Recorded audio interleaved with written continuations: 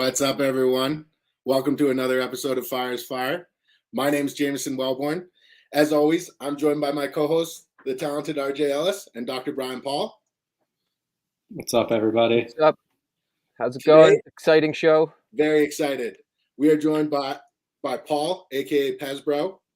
We first became aware of Pezbro from the episode we did early on with Bird. Shout out Bird. That was an awesome show. Once we heard what Bird had to say about this guy, we knew we had to get him on. So I was lucky enough, reached out to him, and he made the time. So, please join me in welcoming to the show. Pezbro, Paul, welcome. Yeah, what up? Good to see you. Thanks for joining us, brother. Hell yeah. I'm super excited to be on here. It's a pleasure. It's an honor. Thank you guys all. I can't wait. This is great. I feel like we've heard so much about you from like third person, and like how you've worked with all these other people, and like they've reached out to you for tips and tricks, and it's like we got to hear from the horse's mouth now. Absolutely.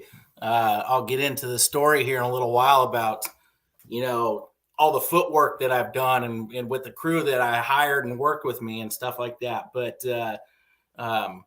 resin is what brought us together. Resin is what this show's about. But what we always like to do before we talk about the actual craft is learn more about the maker. So, Paul, if you could tell us a little bit more about yourself and where you came up.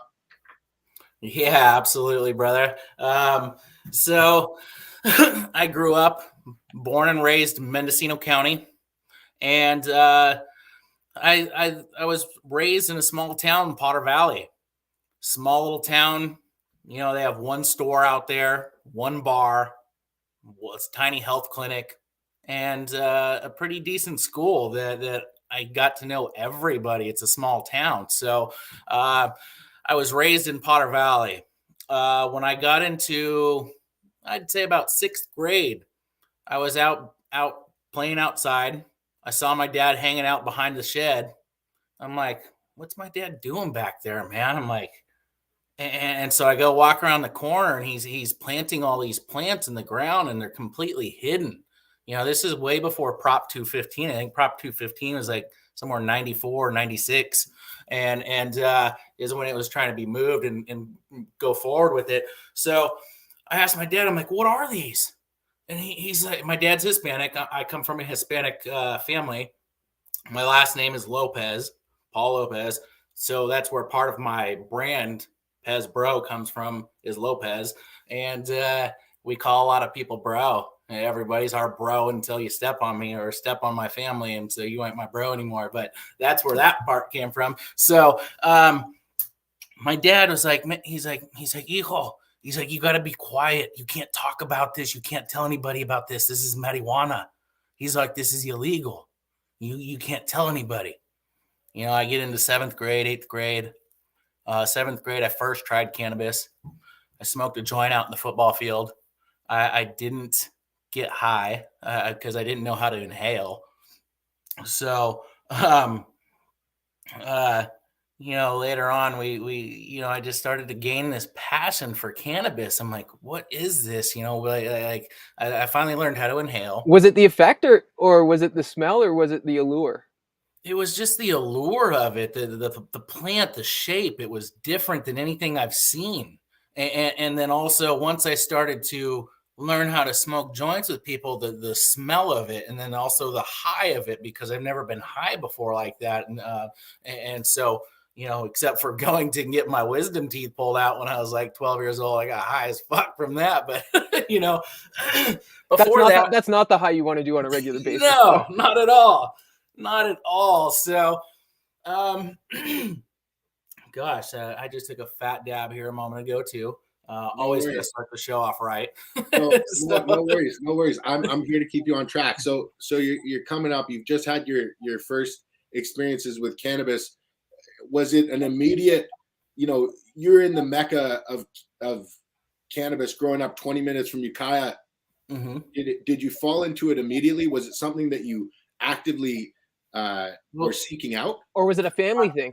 It wasn't quite something I was actively seeking out. This is when Prop 215 was just starting to happen, and right across the street from our school, the lady that was pushing so hard for Prop 215 to pass in California lived right across the street from the school. And she had this car just decked out, Prop 215, marijuana signs, this and this and that. And like, everybody's like, this lady's crazy. This is a crazy lady. And like, I'm like, dude, this lady's doing something good.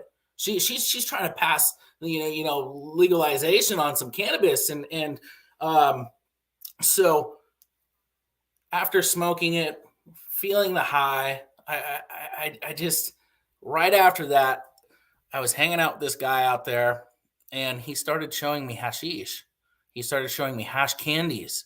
And from that point on, that was where I gained my passion for it and started loving what it was. And the high was completely different. And he did a lot of his washing his hash or sieving his hash differently, and stored it all in coffee cans like they would do it in Afghanistan. And he'd store it for 7 years or longer before he'd even touch them. And he just had his house full of coffee cans everywhere, Folgers hard coffee cans everywhere, full of hashish, bricks of hashish. And it was just amazing. Anytime I came over there, he's like, hey, check out this new candy I made. You got to try it. Yo, that's fucking an ultimate head stash. It was amazing. He's like the Pablo Escobar of hash. So I learned from this gentleman out there, and it was one of our friends' dads. And from that point on, I just started making lots of bubble hash. I wasn't working with fresh frozen at that point, didn't know about it. Just making kind of, washing, making a lot of hashish, pressing a lot of it by hand. Were you buying like trim, or were you buying full flower? Did you have like a partnership or anything? Did you grow? So yeah, let me back up a second here. So I started growing when I was actually I haven't got to that point yet. So that's when I started to grow.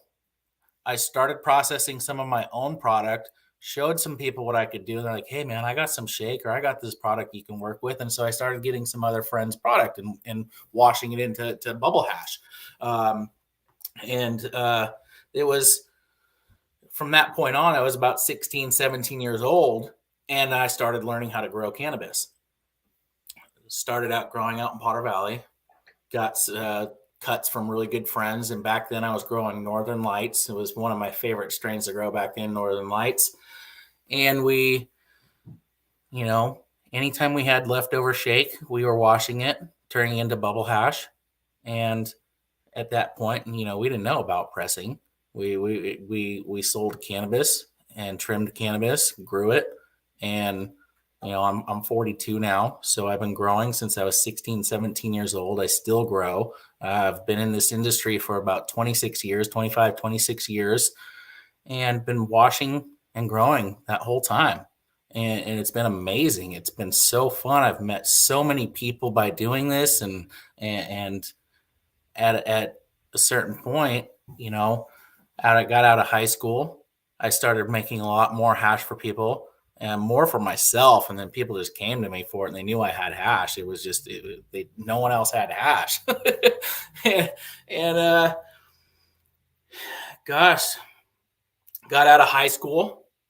During high school and before high school, I played a lot of sports. I played all the sports you can think of: football, baseball, basketball, soccer. I was very active. I'm an outdoors person. I love to fish. I'm a huge fisherman. With a lot of people don't know that. I love to fish. I used to do semi-pro tournaments. Okay, dope. We're gonna go fishing, brother. Yeah, I got a nice bass boat. And I was sponsored doing fishing tournaments from a hydroponic store that I used to work at. So they wrapped my boat with this. That's the best crossover ever, dude. It was amazing. People were looking at me like, "Holy shit! Look at that Hydro Pacific boat. There's a Hydro Pacific boat out there." It was our local garden center hydro store, and they paid for all of my tournaments. They paid for wrapping my boat. They paid for a bunch of clothing for me and my partner that fished with me. And the only thing I had to pay for was camping and gas. It was so fun, and it was amazing. Are these bass tournaments? Largemouth bass? Largemouth bass, yeah. I was doing Future Pro Tour. I was doing American Bass West. Yeah, there was another one I can't remember now, but That's so we did. cool. Yeah, we did 3 different series. Gosh, let's get back what I was talking about. Hashish. Well, no, I mean it's about everything. It's about what's the guy behind the hash. So I think that's really cool. Like you're So getting yeah, trying to wash more hash. You're doing other things. You're being Smoking out. hash and fishing. I think that's like, I'm not a big fisherman, but like, yo, if I'm sitting there smoking hash and smoking blunts, I'll fish all day, every day. absolutely. It's just so relaxing, and you turn your phone off and you don't pay attention to shit. You just zone out, bro. It's so fun whether you're catching fish or not. It's amazing. As long as it's not windy. So Paul, were you constantly striving to improve your craft and the material and that you were producing, or was there a defining moment when somebody was actually showed you that something was available or achievable that set you on that path of improvement? So yeah, I was always trying to improve different ways of washing my hash. I used to wash in 32-gallon buckets and use a pulley system, and 2 guys would have to pull that rope, and a couple people bear hug that thing, and that we didn't have a cold room there. Just talking to local friends and growing up here in Mendocino County, this is our culture is cannabis. Besides the wine, there's all kinds of other farms and stuff out here as well. But talking to different friends, always trying to improve what I'm doing. When I got into my actual brand and washing, Bird came and helped me out with some of my washing skills and changed some of my ways of washing. Very similar to what I was doing, but he changed up my washing machines and set me in a different path. So from that point on, like we're washing amazing loose resin. I don't turn much of it into temple balls, but I have so much material to turn into temple balls. So, but before I get to that part and talking about, what Bird helped me out with, and, when I got out of high school, just out of 18 years old, back then too, we were also growing guerrilla style. We weren't growing, out in the open like we do now. Out in the open right now, I'm full sun. I get sun from 6:30 in the morning until almost 9 o'clock when it's full summertime. And I still hide from the airplanes and the helicopters that fly over my house. It scares the fuck out of me because that's what we were taught. We were taught to hide. You hide under those trees. You lay down. It was different times back then. It was People were going to jail for a long time. Absolutely. So hold on. So question to you, because I think everybody here feels the same way. What was the turning point? And just a little side before we get to it. What was the turning point that you decided, I'm going to share the information rather than hide? So that's after the so that's when we at the point when we started Pesbro. I was completely against social media, Facebook. At that time, they had MySpace too, or something like that, and all these other platforms. I was completely against them. And once we started the Pesbro brand, we started going to all the cups everywhere just to get our brand out there, just to start educating people about rosin, because nobody knew about rosin, what it was. And people already started seeing our face everywhere. And my ex-partner that worked with me, he's like, bro, we got to start an Instagram page. Instagram is popping off. He's like, this is where we can get our brand and push our product, not push our product, but push what we do and teach people. And so I was like, cool, bro, I don't want to do it. I said, you go ahead and start the page and we'll see how it does. And it started popping off. And I'm like, oh, dude, this is awesome. Fuck it. Give me the password, dude. I downloaded it. We started all kinds of pages, and everybody started seeing me everywhere, knowing who I was. I said, fuck it. No risk, no reward. Yeah, no, I love it. Spread the love. Sorry, I'll let you continue. I just wanted to get that in. I want to kind of take it back because I like to highlight this part. And one common thread that everyone I meet that grew up in the Triangle brushes over what it was like growing up in the Triangle, because they're like, yeah, it was just what it was. And for people that didn't grow up in the Triangle and understand what camp was and understand what the helicopters were and how it was more closer to a war zone than anything else, Can you talk a little bit about growing under the manzanitas and what that was like compared to, guys just clearing some land and setting up some hoops today? Yeah, absolutely. It was a lot. It was really, really hard work. Um, you know, people weren't growing massive monster plants like we do now out here, out in full sun, out in the open, not carrying helicopters or planes see it. Back then, everybody's growing under manzanitas, growing in the blackberry bushes, and a lot of these grows are on the sides of hills. They're way out in the mountains, and um, getting water. Water was such an issue out there, and running the water lines, digging these holes unless you're using plastic bags. And it was a nightmare. It was hard work. You can get ticks, snakes are out there everywhere, rattlesnakes. It's hot as fuck out there. So hot. And then, camp helicopter comes flying over. You got 4 or 5 dudes hanging out the sides with M16s, staring you guys down or looking for whoever's out there. And if they land, they land. You could have better run. It was that big of a scare. I've known so many friends out there at that time in 97, 98, 99 that were getting busted because they were growing a national forest on their lands, which is highly illegal. And then people were stealing water. So Fish and Game's going to see that. So you have all these different agencies out there looking for, power usage, water, where you're getting your water from, and then just flying. So a lot of people out here would try and find different ways to create a no-fly zone. People would buy llamas. You can have no-fly zone if you got llamas. And so you'd go out into these way out in the hills out there, and these people got fucking 40 llamas out in their field. I'm like, why are you guys growing llamas? Raising llamas out here. They're all no-fly zone. I'm like, what the fuck? It freaks them out. So however you can work around the rules. People found different ways of working around it and trying to go by it. And back then, prices of cannabis were freaking amazing in Mendocino County. Now they're garbage. It's horrible. People are struggling. People are losing their jobs. People are stopping growing. They're quitting their farms. I mean, they're selling their farms, and it's difficult right now. It's really, really difficult. And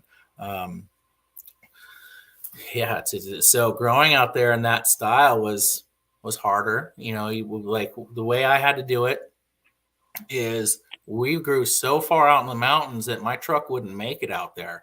I had to go buy a quad. I had to go to get a loan for a quad so I could park my truck down at the bottom of this hill and then drive 3 or 4 miles way up this mountain with PVC pipe on it, bags of soils, nutrients, 3 other dudes on the back. Like we grinded. We grinded hard. It was nonstop. And back then it was so worth it. And back then, not a lot of people knew about it and grew. And, it was really hard to find trimmers and who to trust. And it was way different. Now it's so open. Like I said, my plants are full sun. They're out in the open. On the other side, I have an 8-foot fence right behind me here. And on the other side of that fence is a massive greenhouse, not licensed. The next door neighbor on the other side, they got a huge greenhouse. Across the street, another greenhouse. Up on the hill, 4 more greenhouses. It's just everywhere in my neighborhood. Everybody's growing. Out here, it's a lot of light depth, sun grown, and some indoor, not a lot indoor anymore. So are you in the ground, or are you in raised beds? I do smart pots. So I guess you can consider them a raised bed, a fabric growing container. Yeah, I like the aeration into my root zone, and then just promotes healthy, vigorous root growth and bigger plants. Just more air to the root zone is just going to promote more growth. The healthier roots you have, the bigger the fruit you're going to get. Mm-hmm. So it's all about feeding your soil. A lot of people think it's all about feeding your plants and, just jacking your plants up with salts and nutrients and this and this and that. I'm so minimal on my feeding. Yes, I do use some liquid fertilizers, but they are purely organic, triple certified organic. And it's amazing. And I lightly feed, and I feed lots of tea. So my plants thrive. I'm on drip irrigation systems. So my plants are consistently fed and watered. So just on a consistent watering schedule, your plants thrive like crazy. Every day they get used to this exact amount of water at this time twice a day, your plants just grow. They love it. And with minimal feeding, it's amazing. And people are out there spending thousands and thousands of dollars on food because they think they need it. They don't. Yeah. They don't understand it. And it's difficult to teach people that part because they're stuck in their ways of growing. Trying to teach someone else how to grow versus trying to teach someone else how to make hashish or rosin is way different. You'll probably offend somebody telling them how to grow. No, bro, you're doing it wrong. You should do this. You're going to offend them or you're going to lose a friend. It's that like meaningful to people that, hey, I grow this way. I grow the best weed. Every grower out here thinks they grow the best weed, you know? Yeah. So every grower in the entire world thinks in the entire world. Exactly. So, and I'm not putting anybody down for that because there are phenomenal growers everywhere. And even out here in Mendocino County, we just have this unreal climate. Growing is just amazing here. Are there any specific things that you do as a grower because you're growing for resin as opposed to smokable flower? Or is it simply in the cultivars you're selecting that the difference lies? Well, you know, for me for growing for resin is still a big learning curve for me, and trying to find those right strains that I want to grow for resin that are going to produce really well for me. That's a learning curve. That's something new that a lot of people are still learning. And so that's difficult. And so I'm always constantly trying new strains. I'm a seasonal grower, so I only grow outdoors. So I don't grow a large amount. I grow, 6 to 8 plants. And off those 6 to 8 plants, I pull 40 to 50 pounds. It's amazing. Wow. And so, every year it's different. Some plants will be like told that this shit's going to dump, and then I wash it and it gives me under 3%. I'm like, damn it. Oh, well, but it's that risk that I'm taking until I find those ones. And there are certain strains that I have found that just dump, and I want to grow them, but they're hard to get. So, this year I've picked out some good strains that I hope are going to do well for me. And my plants are looking really good right now. And I can't wait to get those in the ground. Those will go in the ground here at the end of May. Sometimes people will plant in the first week of June, depending on the weather. A lot of times in May here, we'll get this kind of weird gray weather. It wants to rain or it will rain. And a lot of people already plant right before that.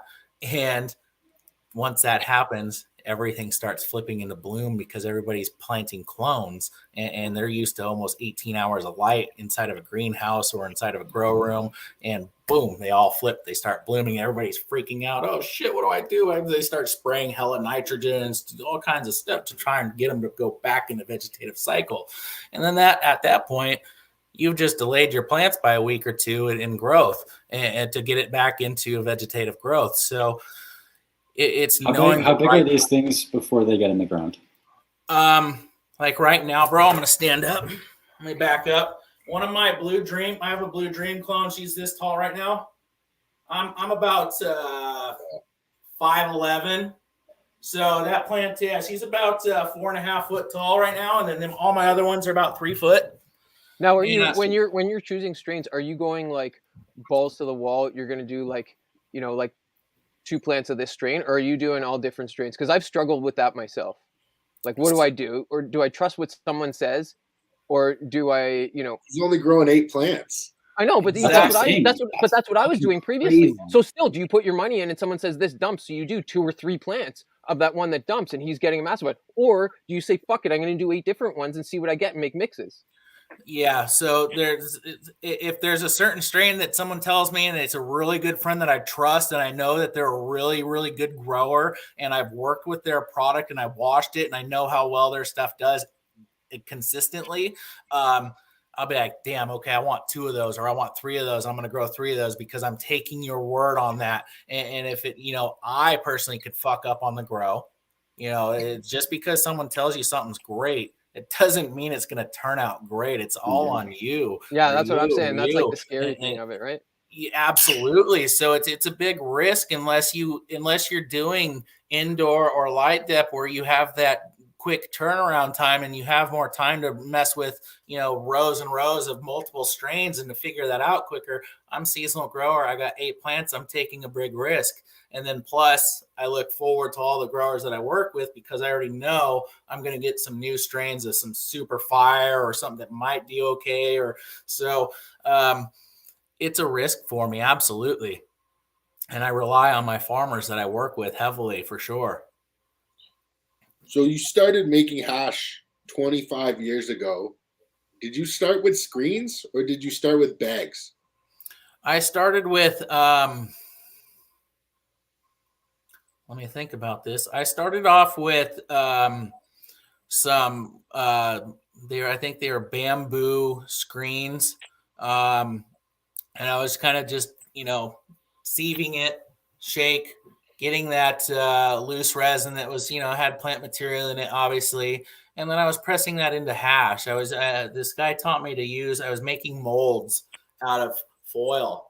And then I'd stuff those molds full of the loose resin or dry sift, if you want to call it dry sift at that time. And then I would close it and seal it. And then I would use an iron, and I would press it, and I flip it over and I press it and flip it over and I press it and flip it over and keep pressing it until I'm like, all right, I think that's good. Or I start seeing a little bit of smoke coming out of side. I'm like, all right, that's good. And then I go throw it in the freezer. I let it freeze for a couple of minutes. And I go pull that out of the freezer and I unwrap it. And then I'd have whatever shape I made, size of a lighter or anything like that. And it would be just this perfect marbleized hashish. Oh, wow. And then I could just snap it and look at it, and you could just see all the resin in there, and it was just amazing. And so, I mean, if I would have went a little farther and tried to learn how to extract, I would have made rosin then. That was I was like 19, in between 17 and 19 when I was making a lot of hash that way. And people loved it. It was great. You can certain ones you can break and crumble it right into a doobie and roll it and smoke it. Other ones were just full melt. It just depended on the material I worked with. So speaking of smoking, back then, what were you smoking and how were you smoking? Were you rolling up doobs or were you hitting bongs? Were you, we used to call them bots or hot knives, like, on the end of a cigarette, the bots. Mm-hmm, mm-hmm. How were you smoking it? What was the evolution to get to dabbing? So we were smoking pipes, like spoons, I guess, if you want to call them. I guess that's the term now, is a spoon. We started smoking out of pipes with a carb on them, and glass then started coming out everywhere. It's amazing glass work, and I grew a passion for glass too. I collect hella glass, and then we got into bongs. So before bongs, we learned about gravity bongs, and we're like, oh shit, we were doing gravity bongs in the river, like with 5-gallon buckets, and it was fucking crazy, bro. We'd be throwing up on the side, people passing out, like it was fucking crazy. 5-gallon bucket, throw the hole, put a fucking bowl in there. Wait, the 5-gallon is the fucking container? Yeah, it's the. Oh my god, you got fucking holy shit. Dude. Yeah, more than your lung capacity worth of fucking volume. Insane, Let's go. Insane. The 5 gallons for us were the fucking water containers, and we used the 2-liter bottles. Insane. Can you talk a little bit about the glass culture and the glass scene and how you got into it and what you got into? Yeah, man. So like I said, I started buying a lot of spoons, like straight pipes that have a bowl that you pack into, and then I started seeing bubblers.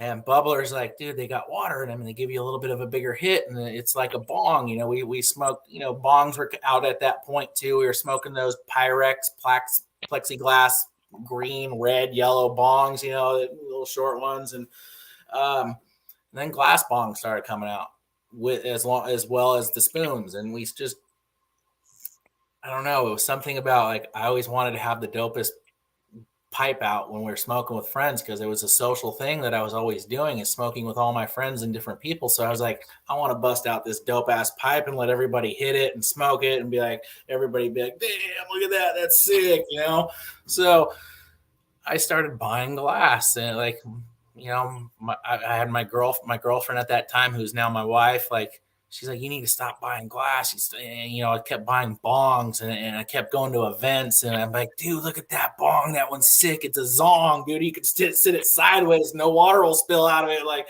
it's just crazy shit. And there's just the designs, the colors, the things that people could do. It's an art.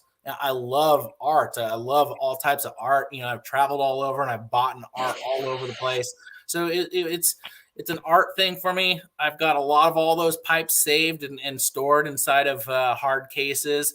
And any particular artist you shout out that was like an OG for you, or that like changed your mind, or like was influential for you? I don't have one that I could just say that, like, that I've bought from so many different people. I was gonna say, man, you're too deep. You got to. Yeah, it's really tough. So many different people. And then dab rigs started popping off. BHO came out. A lot of people were smoking BHO. I smoked a lot of BHO as well. And I was, rosin popped off. And before rosin popped off, I started buying dab rigs for smoking BHO. And then I started. Did you make BHO as well? Did you go through a period where you were blasting, or were you always solid? Well, yes, the old school way with PVC pipes, and we called it honey over here before BHO was a name. We called it honey oil, and so everybody was blasting honey oil. And the first time that I saw honey oil, I was at my friend's house trimming for him, and he's like, "Hey, bro, I got this buddy that comes over with these nuggets, and they're just covered in this gold stuff, dude." I'm like, "What?"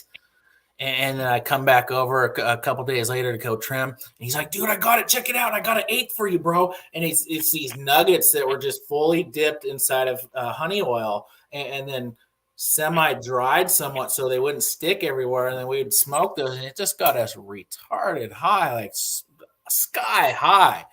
And that was crazy. That was amazing. And then we just started dabbing. That's after that dab started popping off, and we started buying dab rigs. And then I started wanting to buy heady dab rigs. I wanted beautiful colored art, and same thing. Just like everywhere else, you go to a show or a sesh, everybody's busting out their sick ass rigs, like, because it's art. Everybody wants to show it off. They're expensive. How much are these rigs going to be worth in 20 years, especially by well-known. Yeah, that's dope. 603 glass. I love their glass. Their 603 is unreal. I love their fit because they're a lot of fish stuff. That's so sick. Is that an AK? That's very cool. This is Josh Sable. OG Sable. Yeah. That's dope. So at what point did rosin come on?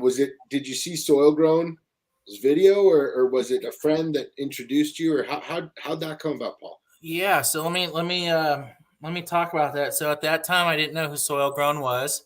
I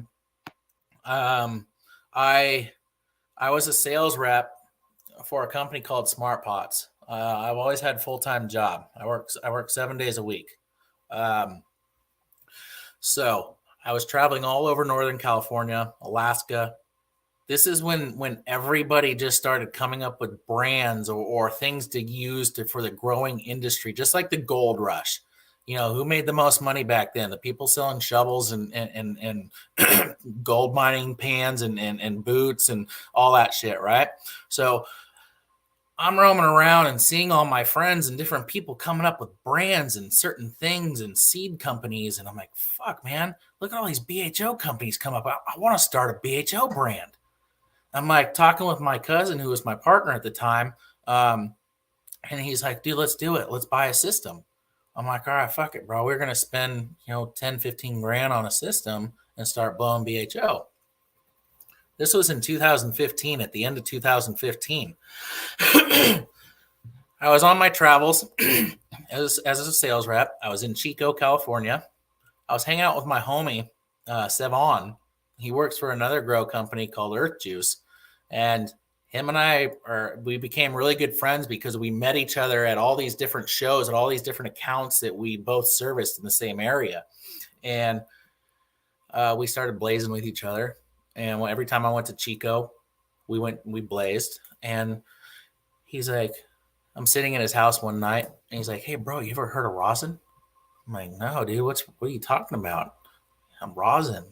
And he's like, it's solventless, dude. It's just like dabs, like BHO. You can dab it. I'm like, what? He's like, I got some in my room. Let me go grab it. I have a little jar. And like, we're dabbing BHO. And he goes and pulls out this, little gram jar of rosin. And I smell it. And I'm like, holy fuck, dude, what the fuck? This is amazing. And he let me dab it. And it, a lot of times when I smoke BHO, it hits me in the third eye, bro. I'm high as fuck, and I'm just like getting a headache. And, I take 10, 12 dabs a day of rosin, and that doesn't happen to me. And so I took that dab of rosin. I was like, holy shit, this is amazing, bro. Like, how's this made? And he's like, dude, there's like one guy on YouTube squishing him with hair straighteners. He's like, you got to find it and watch it. So I went back home. That weekend came up. My ex-partner came over, and we're trimming at my table. This is end of November. I'm like, hey, bro, you heard of rosin? He's like, I'm like, let's hold on about this BHO thing. And he gets on his phone. He starts looking it up, and he sees this guy pressing in his room some buds with a hair straightener, man. We were blown away. We ran to Walmart. We bought all their hair straighteners they had that were 2 inch or 2.5 inch, their largest ones they had. And then we glued wood to them,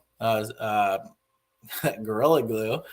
And then we bought some C-clamps, and we just started cranking those bitches down and just squirting rosin at it. We were blown away. You should have saw us. We were jumping up and down like little kids at a candy shop, toy store. Just, oh my God, like fucking going crazy. Look at all this shit coming out. Like, whoa. And then we dabbed it. We were fucking blown away by the terp profile. And then, Emerald Cup came up in December. I worked for Smart Pots. We had a booth right there. Our booth was right next to SC Labs. We were in the non-smoking building. I just pressed a bunch of flower of some OG tangerine. It's a Calio crossed with something else. It was amazing. So strong in tangerine terpenes. And I go up to SE Labs. I'm like, hey, you guys ever heard of rosin? They're like, no, what is that, dude? And I'm going to smell this. Look at this. And they smelled it. They're like, holy fuck, bro. What is that? Can we dab it? And I'm like, dude, this is solventless. We didn't use any butane, propane, nothing. They're like, I was like, we're in the non-smoking section. They're like, fuck it, bro. Let's just do it right here. So we're dabbing it right in their booth. And Emerald Cup comes up, and they're like, you guys can't be smoking in here. And dude, all of us were like this. Gone, just bolted. SE Labs came and found me later on that afternoon. They're like, dude, can we get some more dabs of that? We've never had anything like that. What the, like, holy shit. And then I started going to SE Labs and getting all of my rosin that we were making tested. It was amazing. And then at that point, I was like, we really got something here, bro. And I still hadn't, known about any other companies or people doing this yet or created a brand at this point. Like, I wasn't on social media really until we started our actual brand in 2016. It was right after that Emerald Cup when we decided, like, dude, we got something here. Let's fucking do this, and before we started buying all these different kinds of presses, shirt presses, sticker presses, and they all sucked. They didn't work. And then we bought Sasquatch. I bought 3 Sasquatch presses from them and started running the fuck out of those. And they did great, man. And then a new company that made trim machines called Triminator sought me out and said, hey, we're making a press. I was like, dude, I kind of represent Sasquatch. I've got 3 of their presses. These guys are awesome. They work great with me. And I'm like, I don't really have any need to want to work with you guys. And they're like, let us give you a press. We want your opinion on it. And like, we'll pay you. And tell us what you like and don't like about it. So they brought me a press, one of the 3 plates, Terminator Terp stacks. And so I messed around with it. I'm like, dude, this thing's fucking unreal because it tilts. Gravity allows rosin to drip and get away from the plates quick. And I told them I liked it. I told them a couple things I didn't like. They changed those minor little things. And they said, hey, we want to shoot a video with the Triminator present in action. We're going to hire a videography crew that's costing us a shitload of money, and we want to have you come out. And I was like, all right, cool. So I went to Grass Valley, and went and, they set up shop for me to press, and I brought a bunch of flour and some dry sift, and we went to town on pressing and shot all this film. And I had a hose blow in my face and had hydraulic fluid all over my eye. Like I had the wrong hose on it. Like, so it was all this whole learning curve. No one knew a lot. And so I worked all day this day shooting film. And they asked me, hey, what do you want for your time for doing all this? And I said, honestly, I want one of each of your guys' presses. I want one of those triple stacks, and I want one of your ones that don't tilt. They're like, done. No problem. I was like, dope. And they're like, hey, you want to be a brand ambassador? You're like, shit, I should ask for more. I know, right? But I'm not greedy, bro. I'm not greedy at all. I was super, super thankful for that. And they asked me a little later on, hey, you want to be a brand ambassador for us? We don't have any brand ambassadors. You'll be our very first brand ambassador for our company. I'm like, fuck yeah. What do you guys want to do? And they ended up offering me, like, I was a paid brand ambassador. I didn't do it for free or just get free product. Like, I was paid by them. And, I pushed the living crap out of those presses and just educated the heck out of people doing all of the cups anywhere and everywhere. High Times, Chalice, High Life, Emerald Cup. There's a couple other ones too, and a lot of small events that we went to, HempCon, just all kinds of them. And then, so before we started doing all these cups, we decided to compete, and we started competing in High Times and all these events that no one knew what rosin was. We just kept losing, and no one knew what rosin was. So it was a huge work and progress to teach and educate everybody about what rosin was, and that it was solventless and it had no gases and had no residuals in it, and that it was super clean, and as long as people weren't spraying with pesticides and or had any molds or funguses growing. And so we started to compete at other events. We started going to HempCon, and HempCon was a third-party judged event that had nobody involved with the event. It was all hired by no friends, anything. And because we entered at HempCon, I have 7 trophies behind Pesbro. That's where we did a lot of our competing and got a lot of our trophies and recognized, and doing all their events all over the Bay Area and passing out rosin for free, giving people dabs everywhere I went when I was a sales rep, because I dealt with all hydroponic stores. I gave all these people free rosin. Here, bro, try this. Here, bro, try this, everywhere. And it was I was able to do that because I grew myself. It was my own product. Other farmers, I wasn't able to do that. But with my own product, I was able to give it to people. Being able to have some sort of a salary or a budget to give samples away for any kind of business is going to boost tremendously. I don't care what anybody says. I've worked in so many different sales companies, and certain ones don't give you any kind of product to give out. You don't sell shit. It's difficult. People love free shit. And so that was part of my educating people, giving my product away, letting people try it, telling people what it was, how I made it. And, about 2.5 years ago, maybe even 3 years ago, I met Bird. And Bird was just learning about rosin. He was super interested about it. He was super interested in hashish. He started taking classes with Frenchie and learning about hashish and making loose resin. And he came to me and asked me all kinds of questions. And like, I work heavily with the music group here in Mendo here, Mendo Dope Boys, Mendo Dope. And I work very heavily with them. I sponsor the heck out of them. And so I was going to all these shows for Mendo Dope and setting up booths there and selling hoodies and shirts and hats and just spreading my brand. And that's where I met Bird, was at these events, and he just kept asking me questions. And one day he came over and he was like, hey, bro, I told him, hey, I got a press, bro, for sale, because that's when I got my Triminator. And so he bought my Sasquatch. No way. He started making rosin and started asking me all kinds of questions. And at that point, I'm working heavy with Triminator, and Triminator is like, hey, we want to bring on some more brand ambassadors that we can help spread the knowledge and our presses. So I said, hey, we should bring Bird on.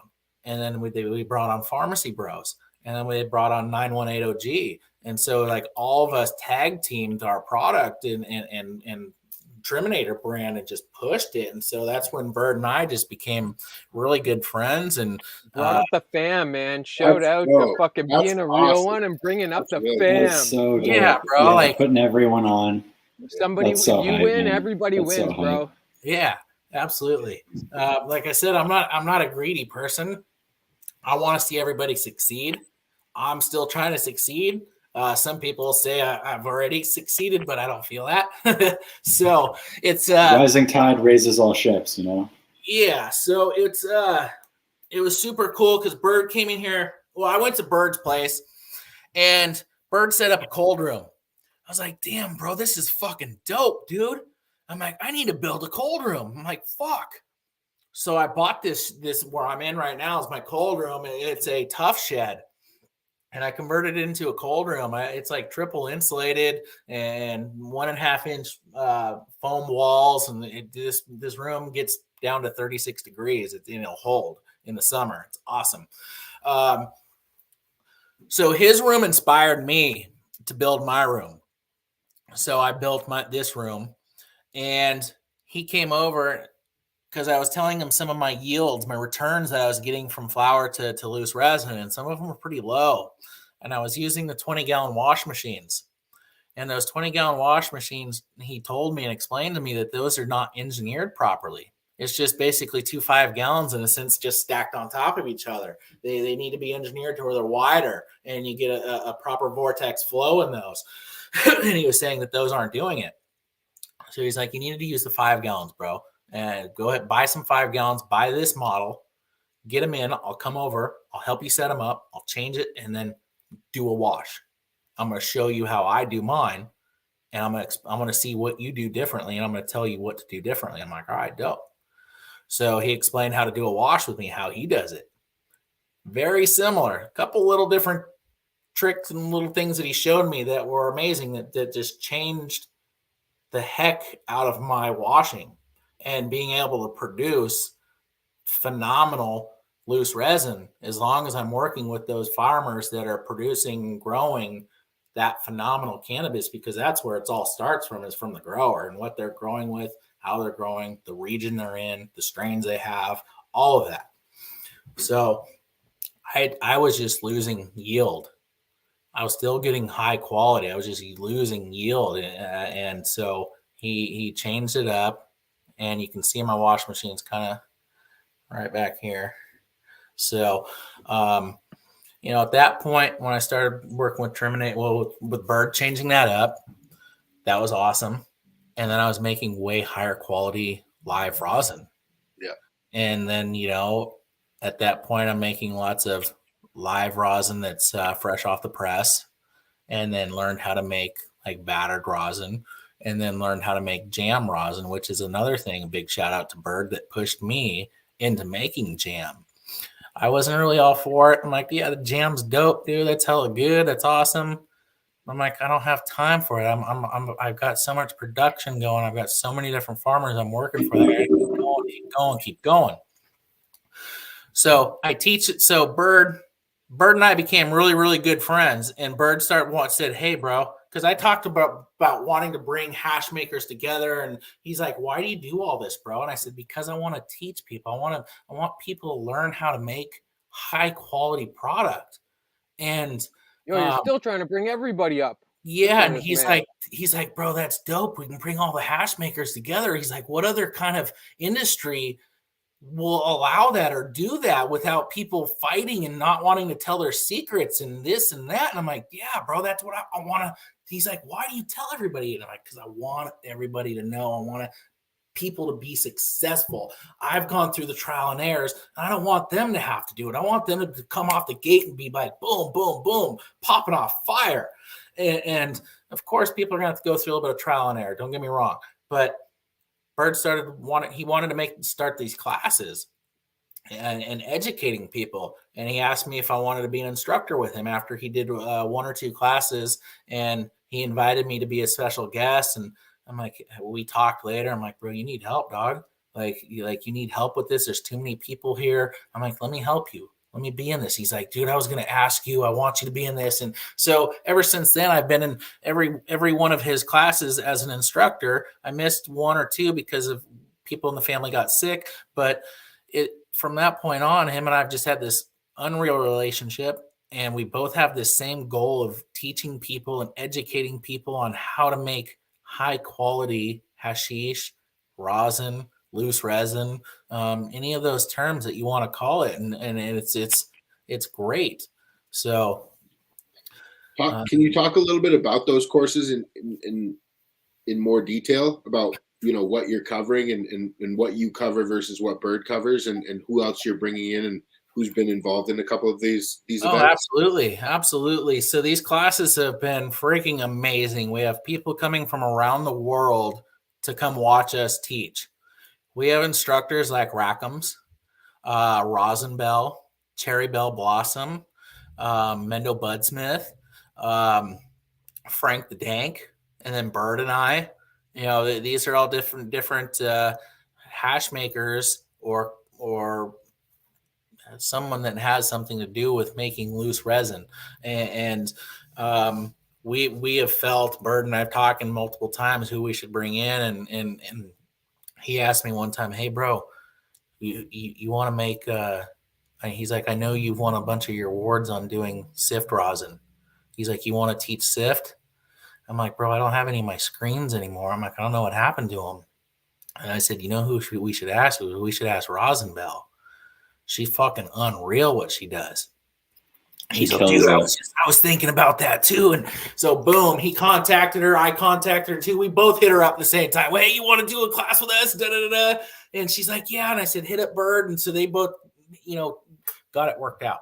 So we invite her quite a bit to our classes and she, attends every other one or every couple. And it's been amazing seeing all the different ways, all these different instructors make loose resin, dry sift, rosin, jams, diamonds, batters, whips. So all those things I just said are things that we cover. Absolutely. And then we also cover, a full run of washing. We cover a little bit of the history of rosin, the history of hashish. Bird talks a lot about Frenchie and what he's learned about Frenchie. And we just sometimes, it's a class that's well written out every time. It's well planned, but there's times we play things by ear. And, like this last class, after I got done pressing, we were pressing on Bird's press and his PDIs went out or PIDs went out on his press. And we're like, fuck, what are we doing? And so I sent my buddy Chris, who works with me. I'm like, bro, go grab my press. Dude, we need this. Go run to my house. Thank God I'm only 20, 30 minutes away from where the class was. And he went and grabbed it. We were lucky we were that close. And we were able to put a new press up real quick and keep pressing. So, Rackham's teaching his diamonds at his class. It's an amazing process. It's unreal seeing that. Rosin Bell doing her dry sift runs. Amazing. He had Frank the Dank over there teaching a lot of the temple balls with Bird.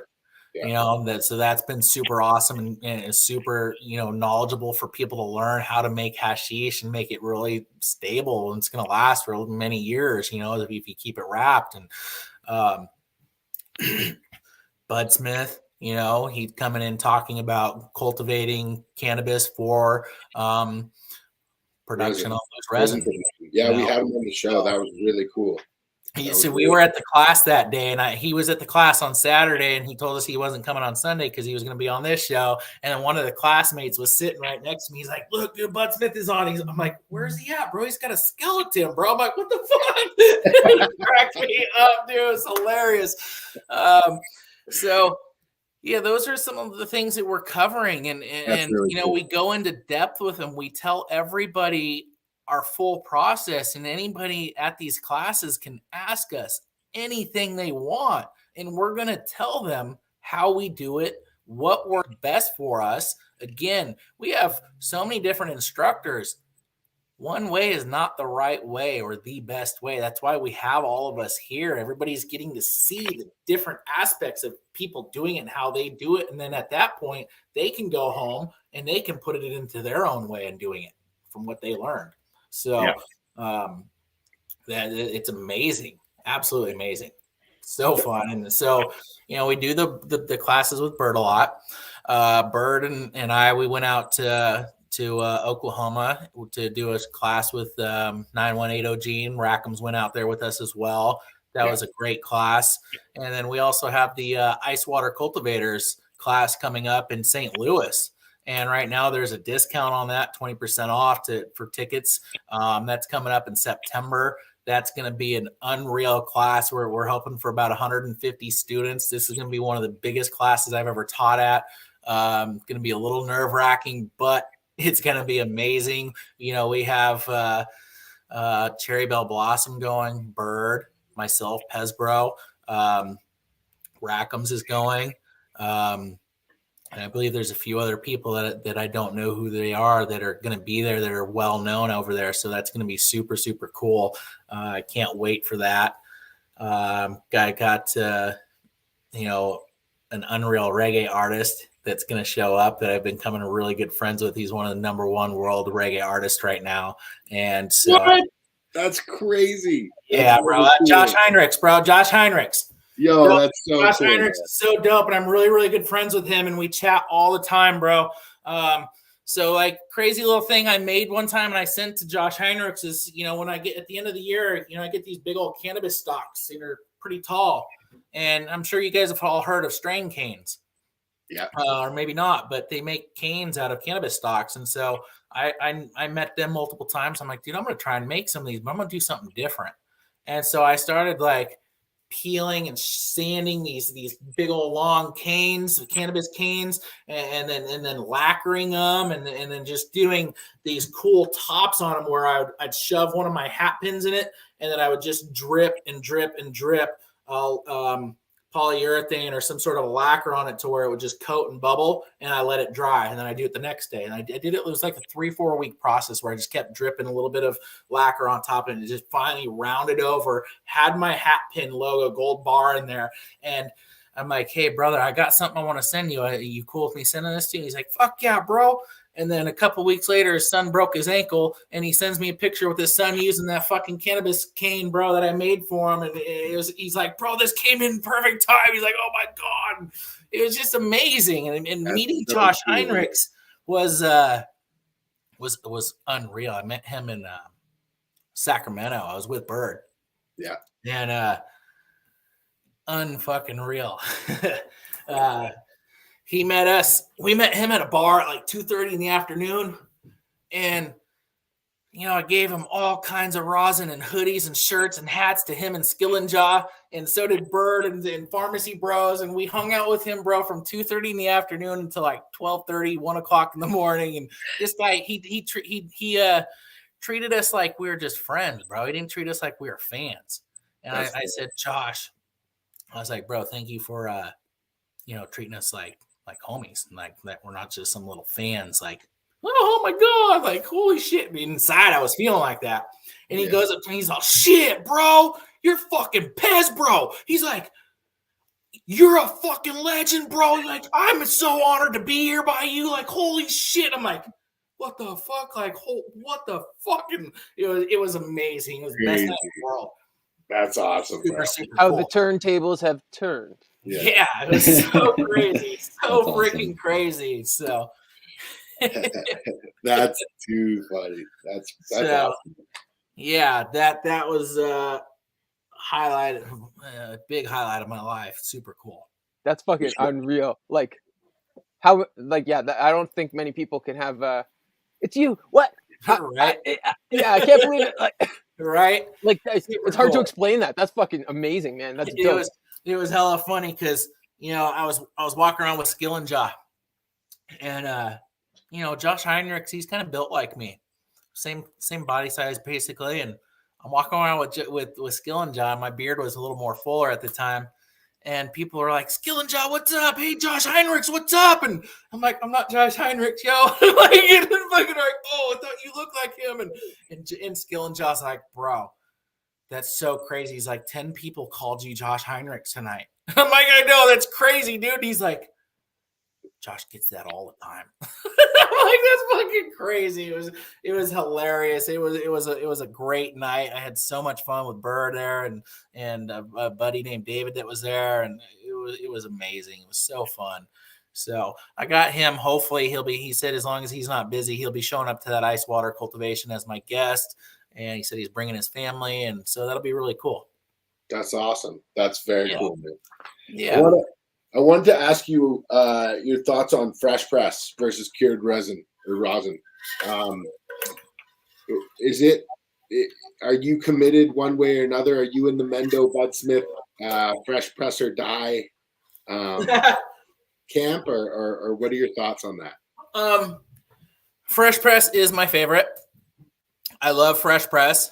Again, or actually not again, but I love all textures of rosin, especially when I start turning them into a whipped or a battered texture, or even turning them into a jam.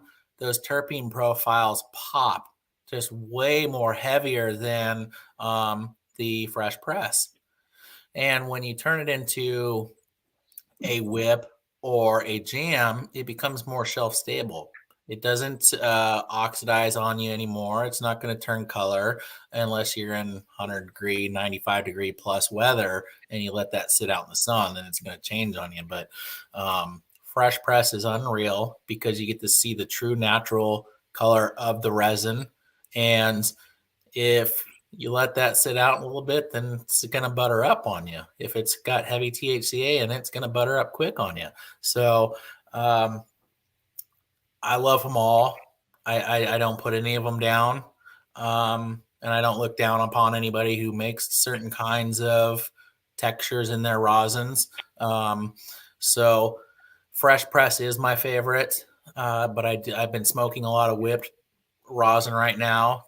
I like to call it crushed rosin. It's where we do basically the bird tech where he's filling up a full jar and then doing a heat mat. Instead of me using a heat mat, I have a little mini crock pot. It's kind of like a cheese warmer thing, and I have this little gadget that overrides it so that I can change the temperature on it, and I can drop it down to 90 degrees or 85 degrees, and then I put that jar in there and I run it, depending on the strain, 5 to 9 hours, sometimes 4 hours, just depends.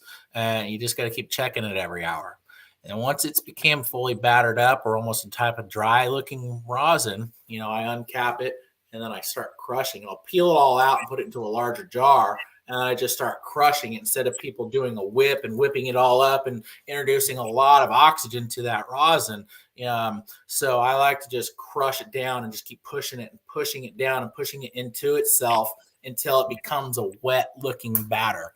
Yeah. And that's what Bird likes to call his bird tech. And that consistency I like a lot too. It's really, really good. The terpene profiles are amazing. Have you found that every cultivar will consistently batter up wet, or do you find that those drier cultivars, even with bird tech, will still stay dry after you press it down? There are some that because it is really hot here, and sometimes if you have too much sun exposure and those trichomes kind of get a layer or a tougher skin around the trichome head, then some of your product can when it is wet looking, once you battered it up, it can dry back out pretty quick. Especially if you put it back into a refrigerator right away, it's going to get cold and then it's going to look dry again. So I like to keep mine in kind of a cooler area, not in my refrigerator or freezer, so that it stays wet looking. And I haven't had any issues with it changing because it's been pretty cool in the area that I keep it. Now I bought, and I got sponsored by another company called Terp Coolers, and they make personal coolers for your terps. They're kind of like the Curadors, but smaller. And, I can fit, it's got 3 shelves. I can fit 27 boxes in there. They're great. I have them on my website for sale now, wrapped or not wrapped with my logos. And you can actually do a real cold cure on those because you can set your temperature 60, 65 degrees and do an actual cold cure instead of trying to put it in your closet and hope that temperature is not going to fluctuate and stay the same or get too warm and allow that rosin to butter up quicker. And, that's not really a true cold cure, if you want to say. So Bird and I were talking about this. He's like, dude, this could be great for doing cold cure, bro. Like you could set the temperature and it's still warm, but not too warm. It's at 65, 60 degrees and you can do your cold cure and hopefully it won't take 2 months or 3 weeks or, so that's something I'm going to play around with on doing some cold cure with that. Super stoked about that. Yeah, I have one right here on my shoulder. Oh yeah, I see it. No. Yeah, those guys just started sponsoring me and started wrapping some coolers for me. And so I saw that. That's awesome. That's very super cool. Stoked. I wanted to ask you about your opinion on cured, semi-cured, and live resin. Is that something that do you have a preference of one over the other for a certain thing, or what are your thoughts? Well, I like live resin the most, or whole plant fresh frozen, just because most of the farmers I deal with around here know when to harvest for that, and the clarity of the rosin is amazing. The terpene profiles are amazing. When I'm working with cured flour and washing it, a lot of people that bringing me cured flour is like, hey, bro, I got this flour. It's been sitting 6 months. It's been in my cold barn the whole time. It should still turn out good, huh? I'm like, oh, let me do a batch for you. And it comes out amber when I wash it and then press it. And at that point, I really can't do anything with it unless, I turn it into edibles or some salves. And the flavor on the full cured, if it's over cured, then it just doesn't taste good. You've lost a lot of terpene profile. Semi-cured, when I say semi-cured, I'm talking about 5 to 10 day hang time. It's not even really cured at all. This has been hung for 5 to 10 days to where those trichomes on your buds start to build a thicker skin basically around those trichomes, and I feel like it protects them more. And when you wash them, you tend to get a larger yield. Maybe those heads swell up a little more as they're drying like that on that 5 to 10 day hang time. I'm not sure. It's something I'm still trying to figure out. And you get a larger yield. The taste is great. I've been working with quite a few farmers lately on semi-cured or 5 to 10 day hang time, and the terps have been great. I gotta ask, are you coming at the higher yield from like an analytical standpoint where you're factoring in that the dramatically less water weight would already factor to a higher yield? Like anybody who says I do the 3 day or the 5 day hang, and I personally, I just haven't gotten the numbers, and I haven't done it myself, but people have said that the yield goes up. But my thought is always, well, you're not comparing apples to apples because you're not like measuring water activity. So how are you accounting for that? Gosh, I honestly haven't really thought about that a whole lot, bro. True. I didn't think about, with the fresh frozen and it already being frozen and having a lot of that water in it already because it's fresh plant material. versus it not having, the water already evaporating off the plant that's been hanging 5 to 10 days. It makes sense to me though. Like it makes sense that we had a really interesting talk, and one of the guys can maybe remind me on who talked to us about the stalk, the excision point of the stalk tightening. That was Bird. Yeah, and so I think that drying the plant a little bit more further intensifies and maybe helps that excision further develop and allow it to pop off easier. Exactly. Right. So I completely believe and can wrap my head around, yes, that yield, that will increase yield, or maybe you have to wash the material less. But I definitely know that we're not comparing apples to apples if we just measure wet weight and then semi-wet weight against. Yeah, that makes sense. Absolutely. Yeah. I didn't think about that, bro. That's a good one to think about, and I'm going to bring that up to my buddy, and we're going to start wrapping our mind on that. That's definitely been something we've talked about a little bit, is just trying to like understand the real metrics of like what numbers do these percentages mean? Does this percentage even matter?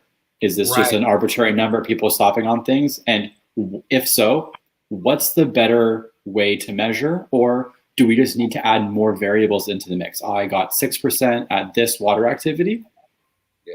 Or, exactly. Or it's like also like the number of plants per whatever you got of rosin or resin, or like the square footage of grow area for those plants, I think is what you said, Jameson, at one point. Yeah, there's or square footage to resin, or square footage to like pressed rosin, or like to this melt spectrum. Yeah, well, whatever you're going to decide on, but yeah. I think that another similar to point to this that we've chatted about that I'd love to get your insight in on, Paul, is the concept that we're not discussing the whole picture when we provide yield of loose resin heads when we're really talking about, well, what came off the press. So I think that we need two numbers where, okay, well, what is the full spec yield? Also, what do you define as full spec? Because I know a lot of makers running around, and they don't tell anybody that they're like, oh yeah, no, I'm just talking about 70 to 120.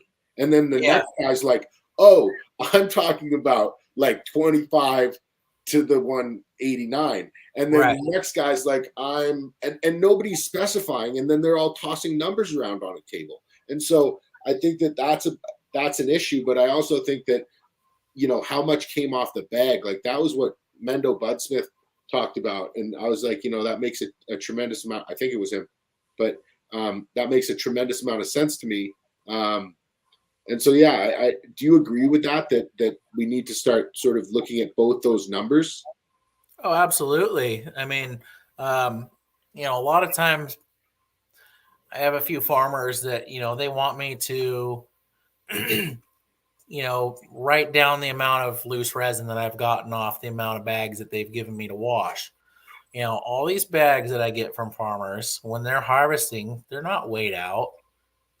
Some of them are going to have more leaf. Some of them won't. Some of them will be cleaned up more. And some farmers will bring me these big old bags that have 1,500 grams in them. So, getting these numbers are very difficult. If you have the same amount of water every time, the density of the buds. I honestly, I don't measure what my yields are anymore. I haven't done it in a long time.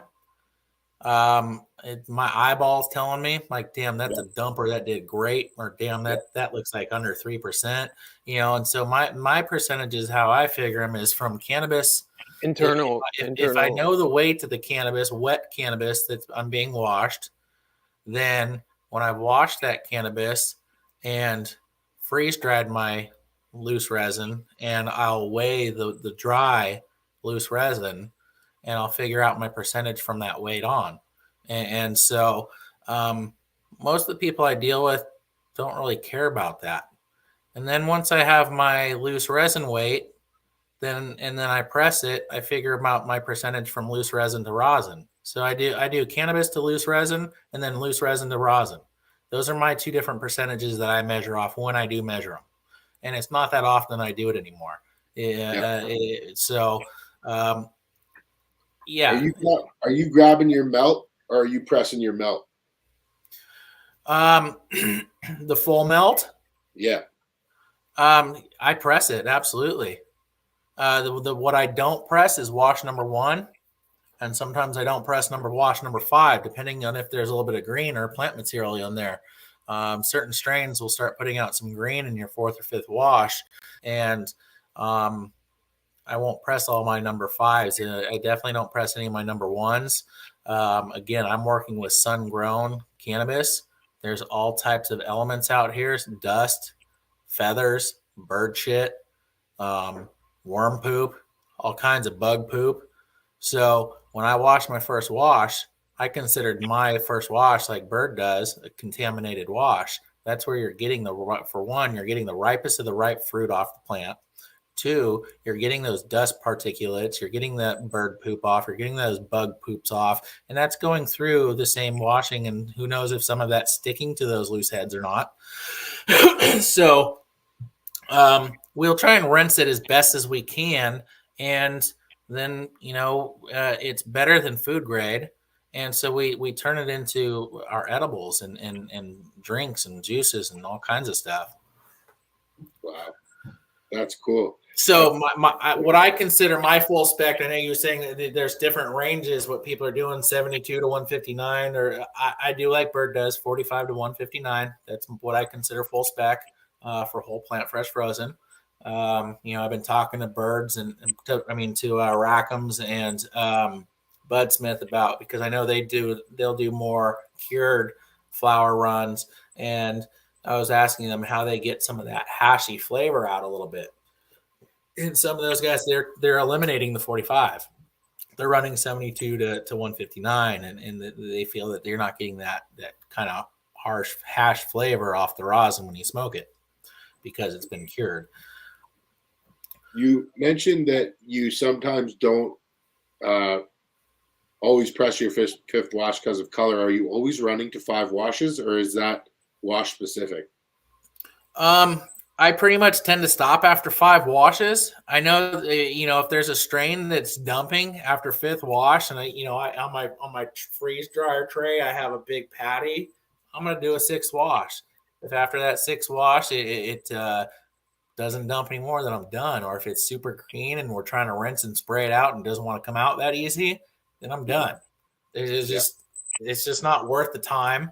And the farmers that I work with know that I'm judging what I'm doing and what's worth for them for me to do is right. That I'm not there burning people. I'm not there like, oh shit, I can get more out of this. I'm going to take this. They don't know about it. I'm not like that, bro. I'm never like that. And so that's why I got all these high-end farmers that want to work with me and want me to process, and they know that I'm honest and what I do is good. So yeah. Are you a melt? Are you smoking any melt for yourself, or are you purely rosin?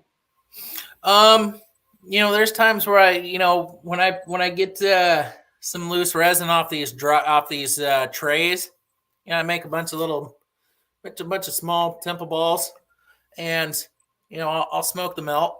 I have a hash pipe that I just stick it right on the top and have a glass rod where I just vaporize it basically and smoke some melt that way, which is super awesome. I have a custom pipe that was made for me by Marion Fay, I believe, who makes all the pipes for Bird's class, and that he gives out to all the students. And cool. We get that he teaches everybody how to take a hashish hit, and it's like a traditional style hash pipe that has 3 holes in it instead of one center hole in the center of the pipe. So it's really cool that people get to experience all these different things and different ways of smoking different products, that are solventless. So it's really cool. What do you attribute the medicinal or effect difference between smoking loose resin and smoking rosin? Or do you Loose. agree with that? Do you agree that there is a felt difference in effect between the two, or not so much? Yeah, there's definitely a difference between the two. I feel the highest difference when I smoke the concentrate rosin, it's like just a big punch, boom, gets you super high. It's a different high. It's more intense. So when if I smoke loose resin, which I don't smoke loose resin, but if I'm smoking the hashish, it's more of a relaxing high, more of a body high for me. It's different flavor. You still get some of those same notes as you would on the rosin, but it's different. And then you also get that. I don't want to say burnt flavor because it's not burnt, but it's basically the hash burning and sizzling, and you get that flavor. So it's different. It's a different body high for me. Roasted. It's not like that sky high type of high, like I'm ripped, I took that fat dab. So yeah, exactly. You slowly step up and your high gets a little more intense, but slowly. And it makes me more tired. If I want to relax and not do anything, I'll smoke some hashish and For sure. Yeah. For sure. Were you gonna say something, Brian? I was just gonna say I feel the same way. Like when I smoke, if I smoke, like melt, basically almost no matter what type it is, I end up getting more of like a head high where I can't keep my eyes open. Basically, like after the dab I just took. Yeah, absolutely. So Paul, I see a freeze dryer. I see a harvest right in the background there. Were you a big proponent of air drying? With I think you had to be making it as long as you have. Absolutely. What are your thoughts on the freeze dryer versus an air dryer? And are you partial to a perfectly run freeze dryer run or a perfectly run air dried run, one over the other? I mean, if it's air dried properly and not over dried to where you're going to lose terpenes, then I feel air dried is going to be your best, but you're also going to have to wait a longer period of time for it to be fully dried before you can work with it. Yeah. So the freeze dryer definitely speeds up the process. You are losing some volatile terpenes, but I mean, any of the loose resin I pulled out today and yesterday, you couldn't tell. It's so strong. It's so pungent. Yes, I got a bucket right on the floor here full of terps, dude, like 5-gallon bucket that's like almost full to the top. Like, yeah. What are your shelf temps? My shelf temps, I set my shelf temp at 35. Okay. And then my dry time, I have behind me here the home model, the medium home model. And I set my my dry time, my final dry time will only allow me to go to 8 hours, as low as it'll go. But it also has auto sensor or auto detect in it to where it will finish off and shut down when it knows that your product is dry enough. Yeah. So it won't over dry it for me. Yeah.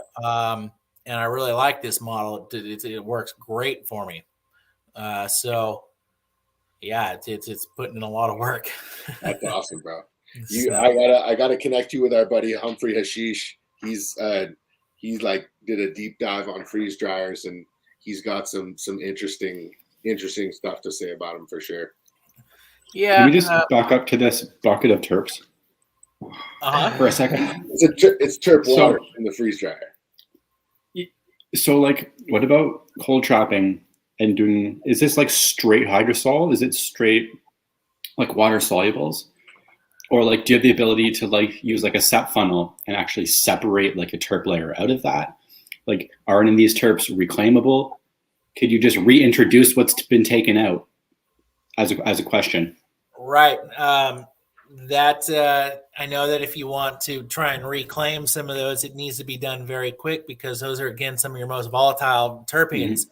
And so you need to do it fast if you have some sort of a system that you can separate those. I don't have anything like that. I've never played with that. I've talked to Bert about that a little bit, and it was basically what I'm telling you is what him and I talked about, same thing. So I couldn't answer that 100%.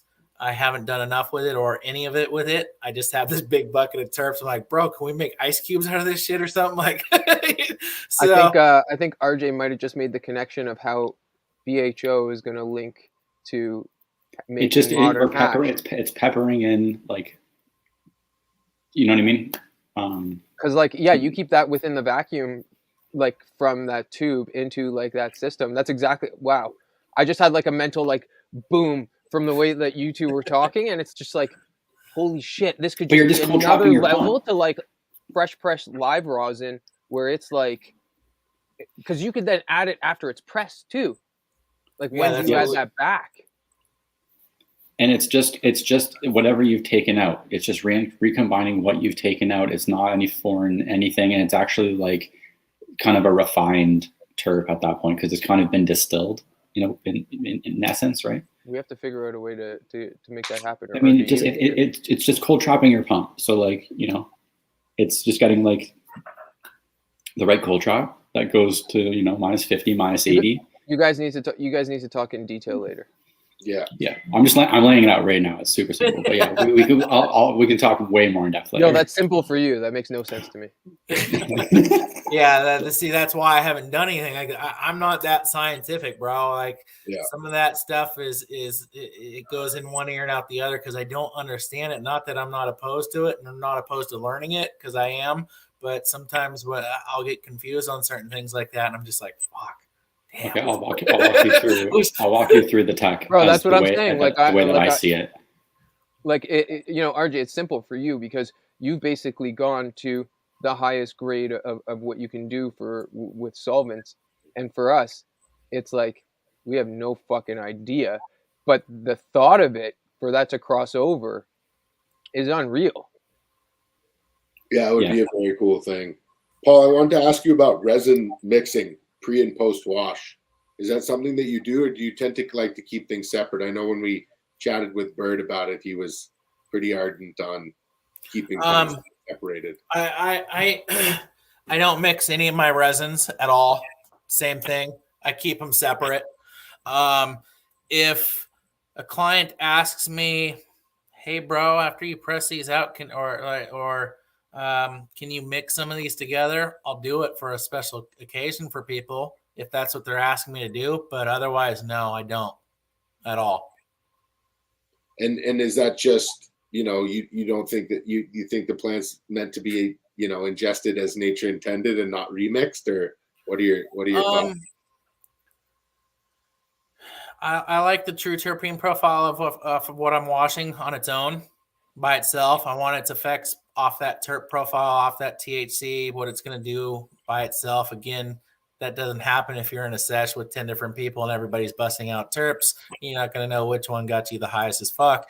But I've done some collabs. I did a collab with Bud Smith where we mixed our flour together and pressed them together and entered them in an Emerald Cup. I've done some of my own where I had what was it called? It was a lemon strain, and I had some strawberry, a strawberry strain. And so I pressed them. I mixed the bags together and I pressed them and called it strawberry lemonade.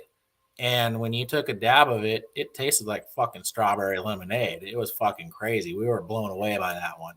That was super, super cool.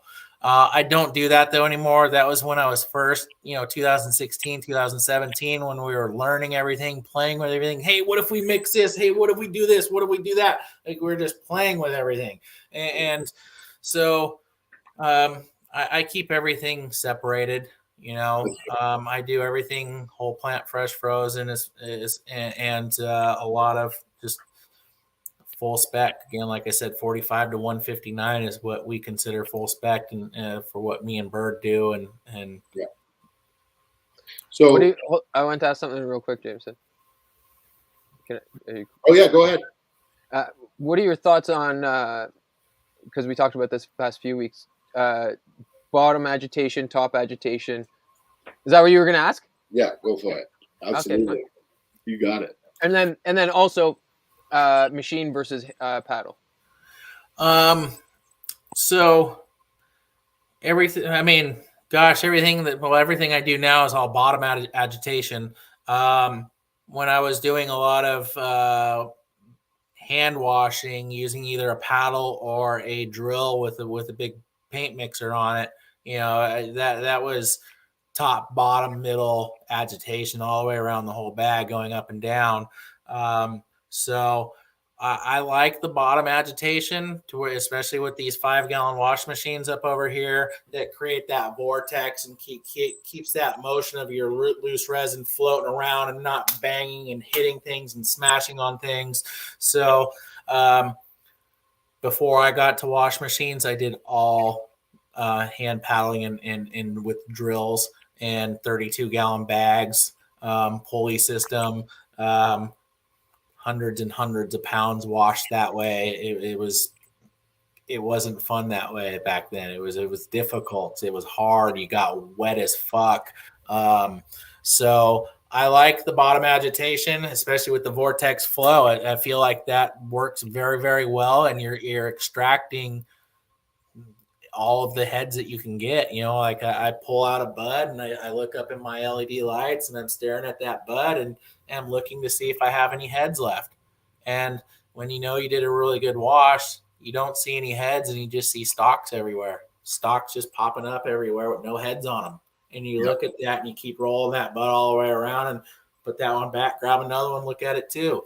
You're like, damn, dude, we did a good wash. I know I should have stopped at 5. That was perfect. I need to get you a photo loop, one of those like jeweler's loop, the like 15, like 20, like maybe 15, 30 times. Little fucking, because that gives you like, that's what I look at when I do my hydrocarbon extraction. I pull a nug out and I'll just like, okay, I'll skim and I'll be like, okay, just stalks. Ripped all the heads off, just stalks. And then if I do see any heads left, I'm like, okay, motherfuckers, let's go back to work. And I also have analytics though. Like I have been process testing, so I can just pull a nug and then boom, it's like, oh, you have 2% left. It's like, okay, that's awesome. That's super cool. I'm geeky. So like, I got the fucking camera from Amazon. But like Jameson, do you know? Can the Gemisert do wet THC percentages? No, you got to flash dry it, so you can. You can speed dry it, but you can't do wet. Okay, well, at least that's a way. This device does give you the ability to do, if you do speed dry it, like Jameson is suggesting, it does give you the ability to, I guess, within 24 hours, kind of know, are you good on your process, or for sure, what's going on. So that's actually pretty cool. I never kind of linked that together until just now. Paul, have you noticed any? Looking at, I'm sure, a lot of material over the years, have you noticed any differences between salt-grown resin and organically grown resin or sun-grown resin? Like, does it consistently fall larger or smaller, or is there anything that you've observed? I haven't really observed much of that because all the farmers I work with are mostly all organic growers. They're not using salts. And myself, I'm purely organic as much as I can be to as my knowledge of growing organically. So I don't work with anybody that are growing with salts. So I can't compare that. I'm sure there's definitely some sort of difference. I don't know if the trichomes are the heads are smaller or larger than organically grown or not. I don't know. I'm sure there's a lot of different variables, whether that's grown indoor, light depth, sun grown. I don't know. I wish I could answer that, but I don't wash any salt products. It's all organic. That's fair, man. When we were chatting yesterday, you talked about you. Hold on, Jameson. I got a question. So sorry, go ahead. What are your thoughts on ultra cooled water, no ice washes? That's where we'd all like to be. To where you have such cold water where you maybe need just a tiny little bit. What up, Rackums? A salt cat still love you, Paul. I knew you'd be in here causing shit. Yeah, no, nothing against anybody that's growing salts, bro. Hey, what works best for you works best for you, bro. I have nothing against anybody how they grow. I don't put people down for how. All love for everybody. Yeah, exactly. What works best for you works best, and what makes you happy, that's great. So I just, I don't know. A lot of people with the jobs that I work with, they know that I work with organic farmers. I work with organic companies, and so I get the opportunity to work with a lot of organic material, and I push hard on growing organic myself, growing our own vegetables, and growing my cannabis outdoors organically. So, and I'm not saying I haven't used salts. I definitely have lots of times, but for the last 7 years, it's been pure organic.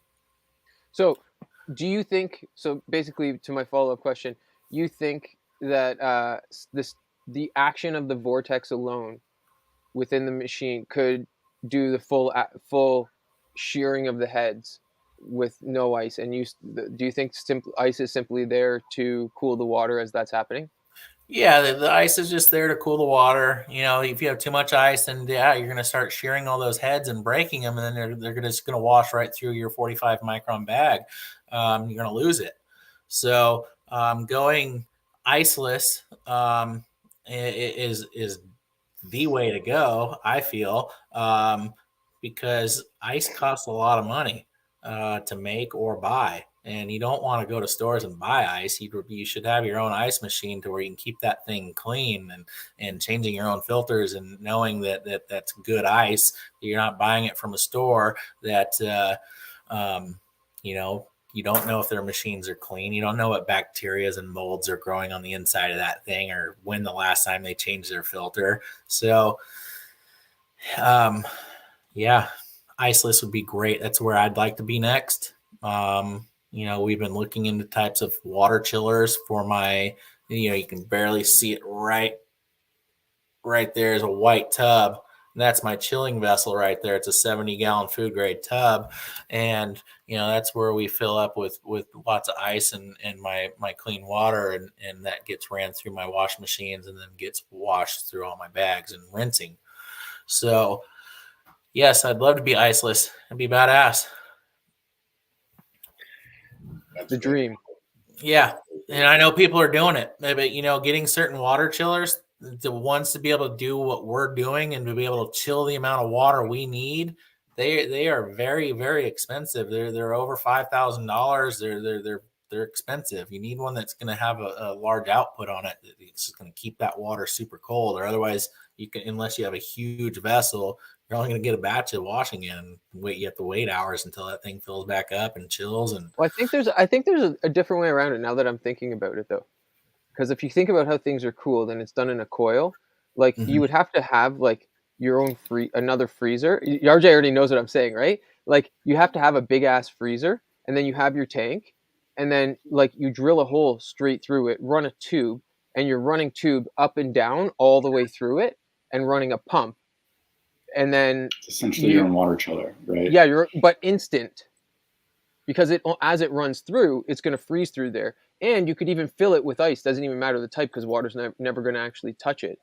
And then it stays ultra cold. I don't know if this would work. This is just a thought that I'm having as we're talking. And like, that would be a lot cheaper than $5,000. Yeah, absolutely. Like there's different ways you can approach it, like a pump and then like a slurry. But I mean, it's going to cost you some way or another. But then there's also kind of some newer technology coming out where it's more phase change based, and we can talk about that offline because that's some cool shit. Yeah. So we've been looking into different stuff to try and go iceless. I mean, I have my own ice machine. It's a necessity if you're going to be washing the amount that I wash, or Bird washes, or Rackham's washes, or Bud Smith washes.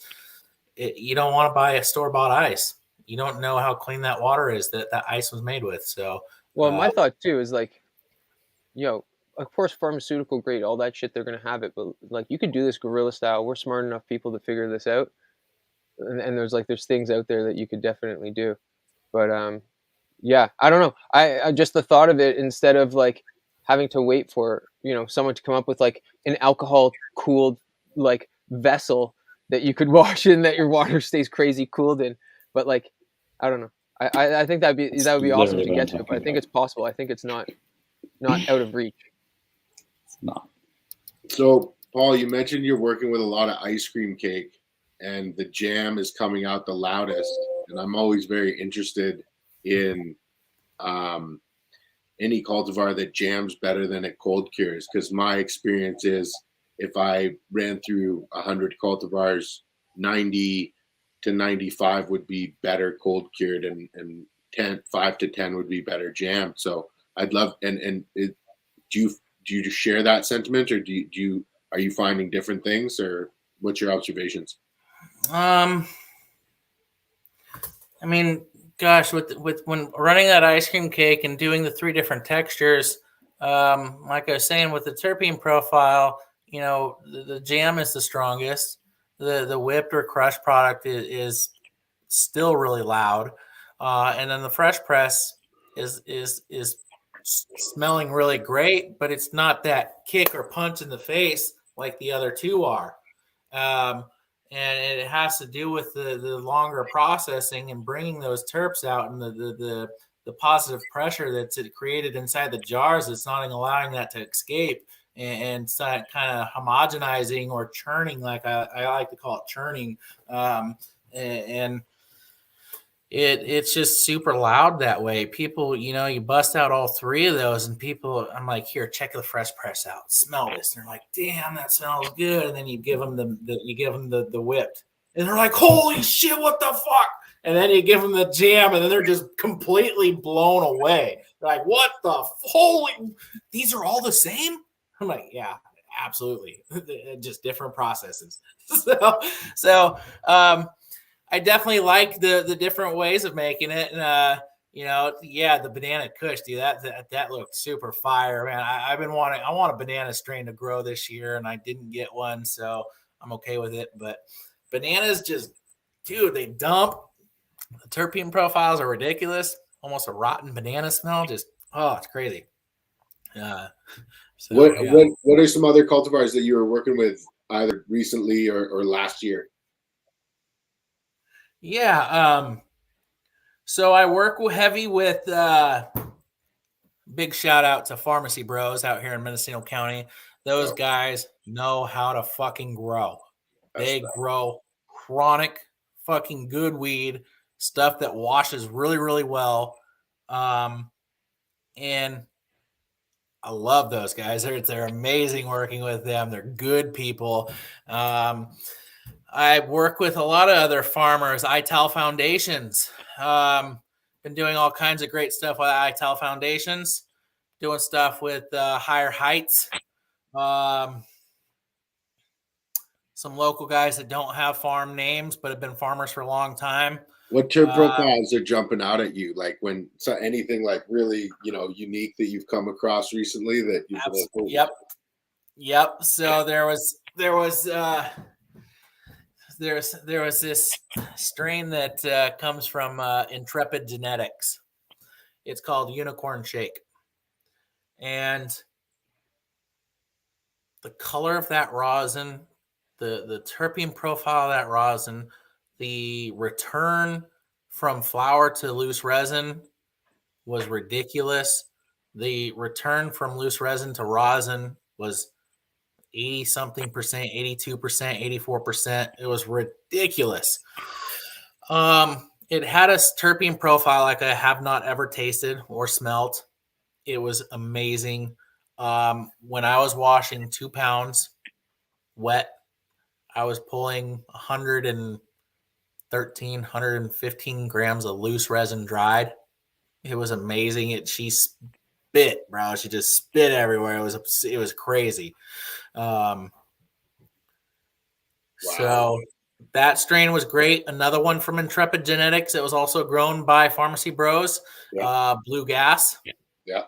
That stuff was amazing as well. A little bit lighter of a return, but the color was identical. The terpene profile was completely different. You smelt it and you just thought of a blue strain. It was crazy. That's wild. That's very cool, man. I used to, I still work with UV Organics. I work heavy with Mendo Dope Boys. But UV Organics, he's well known for this super high CBD flower called The Gift. It's Ringo's gift. Yeah. And he got it given to him by Ringo's son. And he found that one that just had really, really high levels of CBD. Yeah. I was pressing that flower at the time. And when I pressed that flower into rosin and I went and had it tested at SC Labs, it came back at 79.8% CBD and just shy of 3% THC. It was fucking ridiculous. You take a dab of it, you would not get high unless you'd never taken a dab in your life, then you'll get a little bit high. But the sensation that it did to your body, the CBD is like, for me, running to the back of my head all the way down my back, like just this whole tingling sensation. I'm like, oh my God, that was amazing. Like if you smoked weed all day or dabbed all day long and you're groggy and tired and headache, take a dab of that CBD rosin. 20 minutes later, you're back to normal, feeling really good, up and awake. And, how did the resin react? How is it to work with? With that CBD resin, that was all flower rosin back then when I was pressing that. And I actually just talked to him the other day and I was like, bro, I want to wash some of that. Let me wash some of that. And he's like, all right, I got you. So I haven't washed it yet. I told him I'm really interested in it and I want to see what it does. A lot of people loved that CBD rosin because it was so high in CBD. Like I even as flower rosin, how did it react? Did it like chalk up? Was it like flowy? No, it was like really, how did it go? It was oily. It was really oily. It wasn't fatty at all. It didn't have a lot of THCA in it at all. Like it was just oily. It was like an orangish amber color. Like it was amazing. And then but I wonder like at what temperature or pressure that you could actually crystallize the CBD. Yeah, I didn't get to play with it enough like that. So it was like when we got it tested and had those numbers, it was like, holy shit, let's run a bunch more. Like, whoa, I didn't get to play with that one like that. I wish I did. And I still can. So yeah, that's going to be very cool. Paul, are you a guy who only really has that or ends up smoking your own products or do you get to try a lot of different people's products in your travels? I do get to try a lot of people's stuff, especially when we go to sessions or classes, people that come from around the world are like, here, bro, try this. This is some of this, or this is that. And it's amazing. Like I had a guy that, gave me this dab of this sneaker or something. I had sneaker shoes. It was really weird, bro. Crazy name. And it got me so lit. I was so high because it's nothing I was used to around here. It came from a different state, different region, just different climate, everything. And I even got up in front of the class and I was talking for a while, kind of rambling, and then I just stopped. And I turned around, looked at the class. I'm like, God damn, I'm fucking lit right now. Like I'm high. And everybody just started screaming, bro. Like it was amazing because it was something totally different. And so I really enjoy that. When I had my product in all the dispensaries, I went into those dispensaries and I personally bought all my competitors' product. Yeah. Every time. I bought everybody's stuff in there. Not everything, but certain ones, a certain brand I hadn't seen or tried or something. I had to try them. I had to see their texture. I had to see everything. And that's what made me better at doing what I do because I got to see all these other textures and flavors and the material that basically worked with to get that in a sense. So you can just basically imagine it once you got that good. And so that's what pushed me to be better. Is to go out there and I get all my competitors' stuff and I try them and I smoke them and I judge them. It's kind of shitty to say. It's just... No. You have to know you have to know what else is out there to know where you rank. No, I do the same thing for my products too. You know what I mean? Like have to. Yeah. No. So yeah. So I a lot of people share with me sessions on my travels. So it's fun. It's I'm blessed with that, bro. A lot of people don't get other than the sneaker. Was there anything else that jumped out at you as really notable in the last little while? I mean,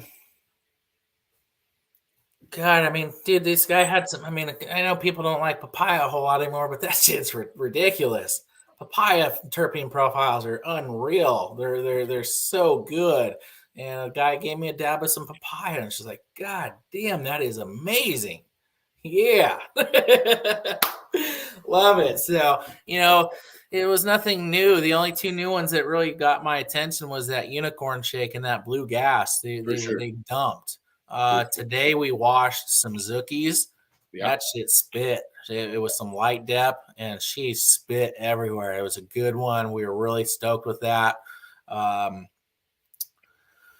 I've been washing a bunch of Mac 1.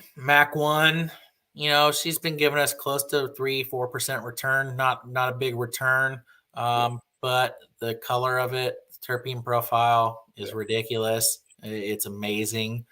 We might jam some of that one out because I believe it's going to do really well in the jam. I know we talked a little bit yesterday, and you asked me, like how do I decide what I'm going to do with my rosin? And it's similar to like exactly what Bert said. You let it speak to you. You look at it. You look at the texture. You look at the clarity. If you see that it's might have heavy THC in it, it wants to butter up right out on the press on you. Like, damn, that one will jam out really good, or that'll make some good THC and turn into diamonds. So it's knowing your product. It's knowing those textures, knowing the viscosity of them. It's all trial and error, touch and feel, and learning those products and knowing it. Absolutely. Absolutely. Yeah. Paul, if there was one lesson that you wished you were learned earlier in your hash making career, would there be one that comes to mind or jumps out at you? I wish I would have taken Frenchie's classes. Yeah. I think a lot of people do.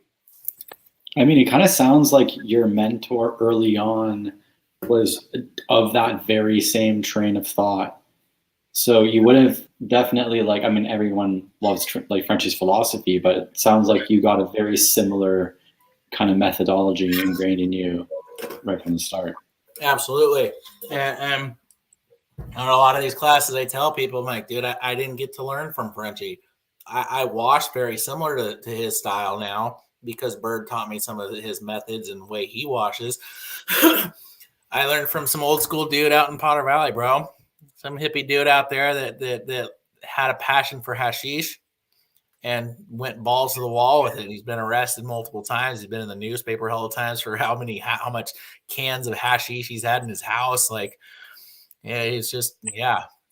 For sure. So, that's one thing I wish I would have learned was just to get the experience and the feeling of it and his methods and ways of it and why. So, absolutely.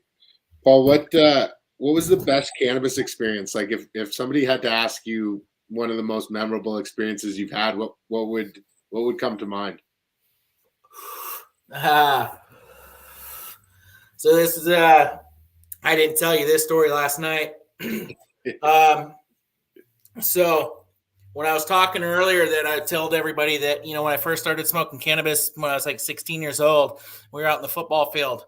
I didn't get high, bro. We didn't know how to inhale. We were smoking some joints with some, classmates that were a couple grades above us, and I didn't get high. My friend, he fucking got lit. He got so lit. And he's throwing up, bro, on the side of the field. And he's like, bro, we got to go. I need to call my dad. I need to have him pick us up. I need to go home. He calls his dad. His dad picks us up. We drive down, from Potter Valley to Ukiah, 15, 20 minutes.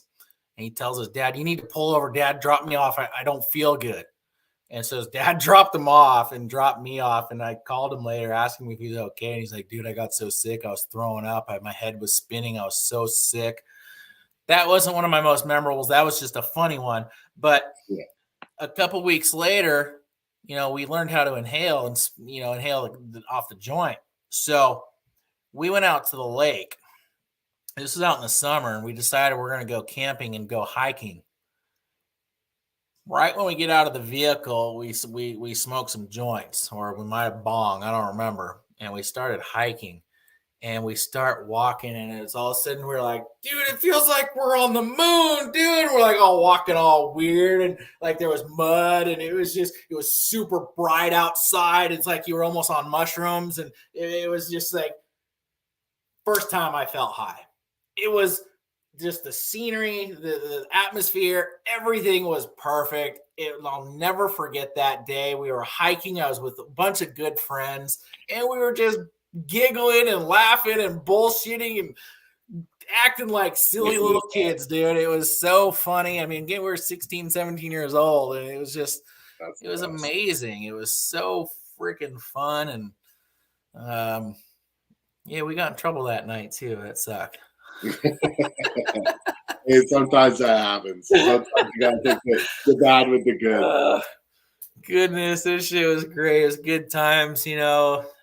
We've had all kinds of unreal, you know, shrooming times with cannabis and just good times, man. 100%. 100%. Paul, the industry in Cali is in a pretty rough place right now. But, you know, as somebody who's been doing it as long as you've been doing it, what advice do you have for guys coming behind you, guys taking your courses? You know, what advice are you giving these guys as they're coming into a market that, you know, is somewhat in turmoil? Some of the best advice I like to give to people is, you know, before you take on a large project with somebody, if you become a good hash maker or a concentrate maker, is to do a test run of that product before you commit to doing a large quantity for somebody. Because if you commit to something tremendous, or 30 pounds or 50 pounds or 100 pounds, and then you commit to it or you paid for it up front, you just fucked yourself. Especially if you get such a small return, or the color comes out dark or so amber that it's a product you can't move or do anything with your brand, you fucked yourself. You need to do a test run. Don't let anybody push you into take it. Like, no, back up, bro. Let me get a pound or two. Let me wash this. Let me sift it. Let me see what it's going to do. The best thing I can tell people do is cleanliness. Keep your room clean, spotless.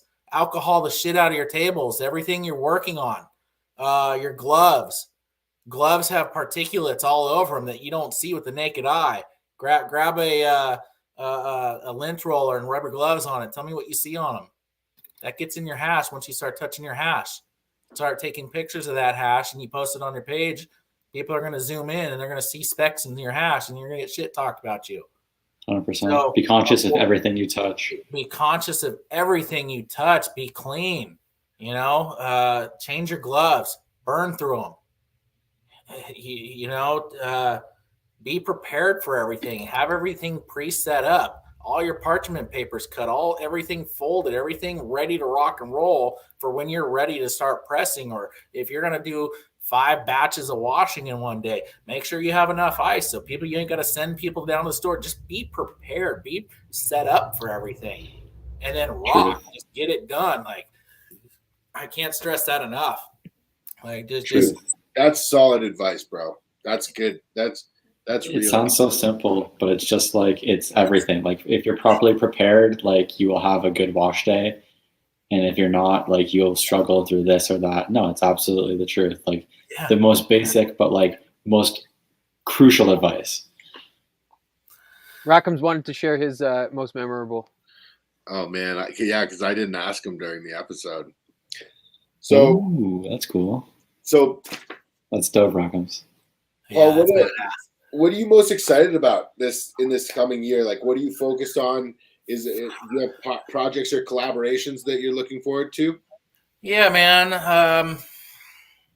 I need to get licensed, bro. I need to be working in a facility and get my brand back on the shelf. Like, I have spots everywhere that's willing to take my brand back on when I become licensed. And, you know, working with ITAL Foundations, he has a big facility that he just got and waiting for everything to go through. And, you know, he had like 10 other people that want to work under him. And he came to me and chose me and asked me to come work for him and do this and do that. And he wants to put me under his umbrella, under his wing, and help me out, fund the facility. And I'm like, what do you want from me, bro?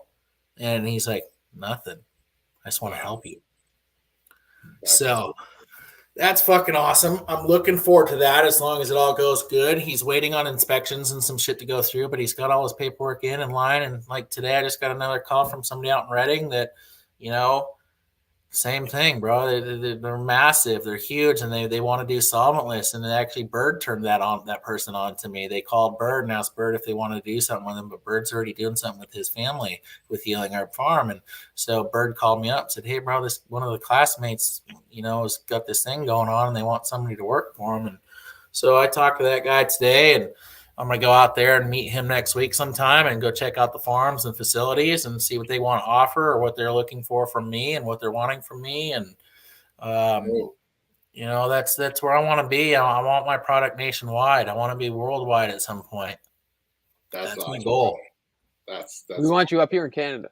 Yeah. Not saying my product hasn't made it in different places. I have no idea how that's happened, but people come to these sessions and go to these cups and product goes everywhere, bro. It's insane. And so, but in terms of brand, like it's a little bit, there's ways to get you like your brand up here, and that would be actually pretty fucking cool.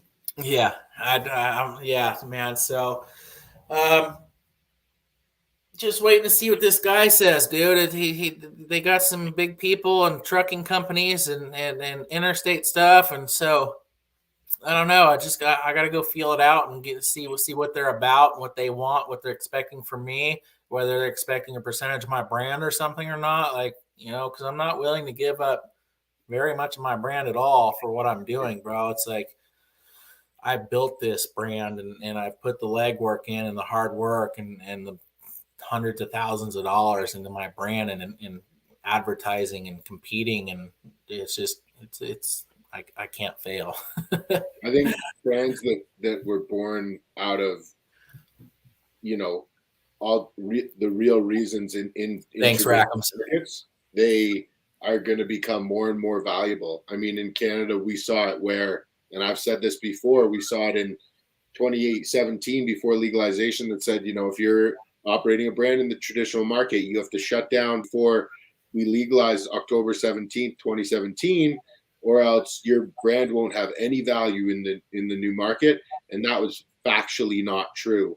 And I think that traditional brands will continue to be born and then transferred over to the legal space, because honestly, unless you came from this, you can't really market towards this. Like, you can pay marketing teams so much money, but like cannabis people are different than other consumer groups. You can't just pigeonhole them and the same way, you can do it with other market segments of specific consumer categories. So I continue to see so much value in, guys like you pushing, your own brand and not be willing to give up much of any. I think that that's the right stance to take, and, you're going to be rewarded for holding out in the long run. Absolutely. I hope so, bro. That's what I'm shooting for. I'm sitting here as, it's a C-cell cart that has actually ice cream cake in it.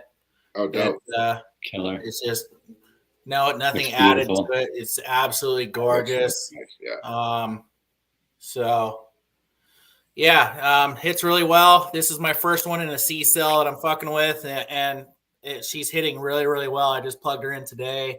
And so, the solventless carts are doing really well. People really like those, especially knowing that I'm not adding any kind of terpenes to them, whether they're food grade cannabis or synthetic. So, just trying to make the jam and going past the point of making jam is what's going to make that material for those carts and have that viscosity you're looking for to allow it to seep down to the bottom to the burners at all times when it's heated. So, hitting super really, really, really good, and people are liking them. And so that's will be a new thing that we'll be working on is, getting packaging for carts and finding the right cart company to work with.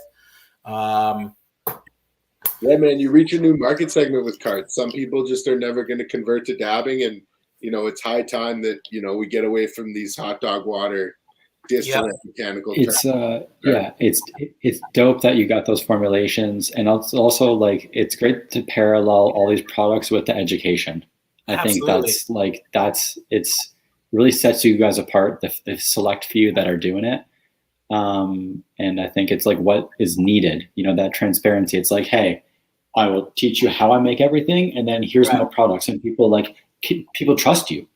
You know what I mean? That transparency allows you to be that figure that people trust, people believe in, people want to invest their money in.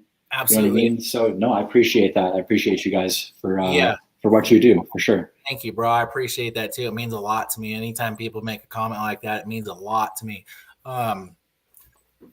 It's amazing being able to inform people like that, because just like you said, it's people are like, holy fuck, bro, I went to these other classes and they wouldn't tell me shit. I ask a question and then they just leave me hanging. They don't tell me, or they didn't answer me. I'm like, are you serious, bro? You paid how much money to be there? They didn't tell you the question you asked? I'm like, that's fucked. So I'm open book 100%. Those who know me, like, they trust my word. They know who I am and how I treat people. And so, yeah. That's dope, awesome. Paul, what's the best way to get a hold of you? Is it through Instagram for people that want to reach out and contact you for potential consulting and things like that? Yeah, you can hit me up through Instagram. That's Pez_bro. People can also go to my email. I'll give it to you online. I don't give a fuck. It's pezbro.rosin710@gmail.com. Hit me up. I'll answer questions, or you want a private teaching, I'm all down for that. I'll help anybody out. Any kind of questions. If you want a quick answer, DM me. It's through my Instagram. So those are the two best ways to hit me up. Pezbro.rosin710. Pezbro.rosin710@gmail.com. I have Facebook, but I don't use my Facebook that often. I'm more Instagram savvy. Best way to hit me up if you want a quick answer. And yeah, man. I appreciate you coming on. I appreciate you sharing everything that you shared. I think you're for sure a real one, and definitely an open book. And I just appreciate your time, man. Thank you. I appreciate you, bro. It's an honor to be on this show with you guys. I hope that we all get to meet each other one day and have a sesh and shoot the shit, bro. Like, or even if any of you guys ever in Cali or Mendo, dude, hit me up. Come over. I'll be down this year. Like I'm 20 minutes from Bird. Like, we're really close to each other. I'm open book, dude. Anybody that's watching this and you have other questions of something that I might have answered here, hit me up. Just don't ask me, how much rosin is, because I ain't going to answer your question.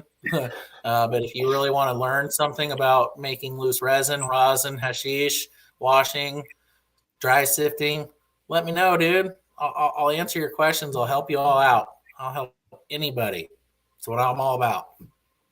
That's dope. We appreciate you and all the knowledge that you share. And like I said from the beginning, it's someone said thanks for keeping the culture, and you're a real one for that. Thank you, man. Like I said, I was born and raised in the culture, and growing up, I never once considered that, hey, I might have a job or my own brand in the cannabis industry. I didn't even think there was going to be a cannabis industry. We all thought it was just going to stay completely illegal, traditional market like it used to be. And so I never thought that ever. And like I said, I've always worked a full-time job and do this on top of that. So it's a blessing. It's amazing that, people are recognizing what I do. And I hope to teach a lot more. I bet you will. And I'll definitely see you soon, man. I'll definitely see you soon. I'm going to be down there in the very near future. Thanks so much again for your time, Paul. Dude, and thank you guys. Paul. See you soon. Thank you guys. You guys have a wonderful night, and we will chat soon. Thank you. Cheers. Sounds good.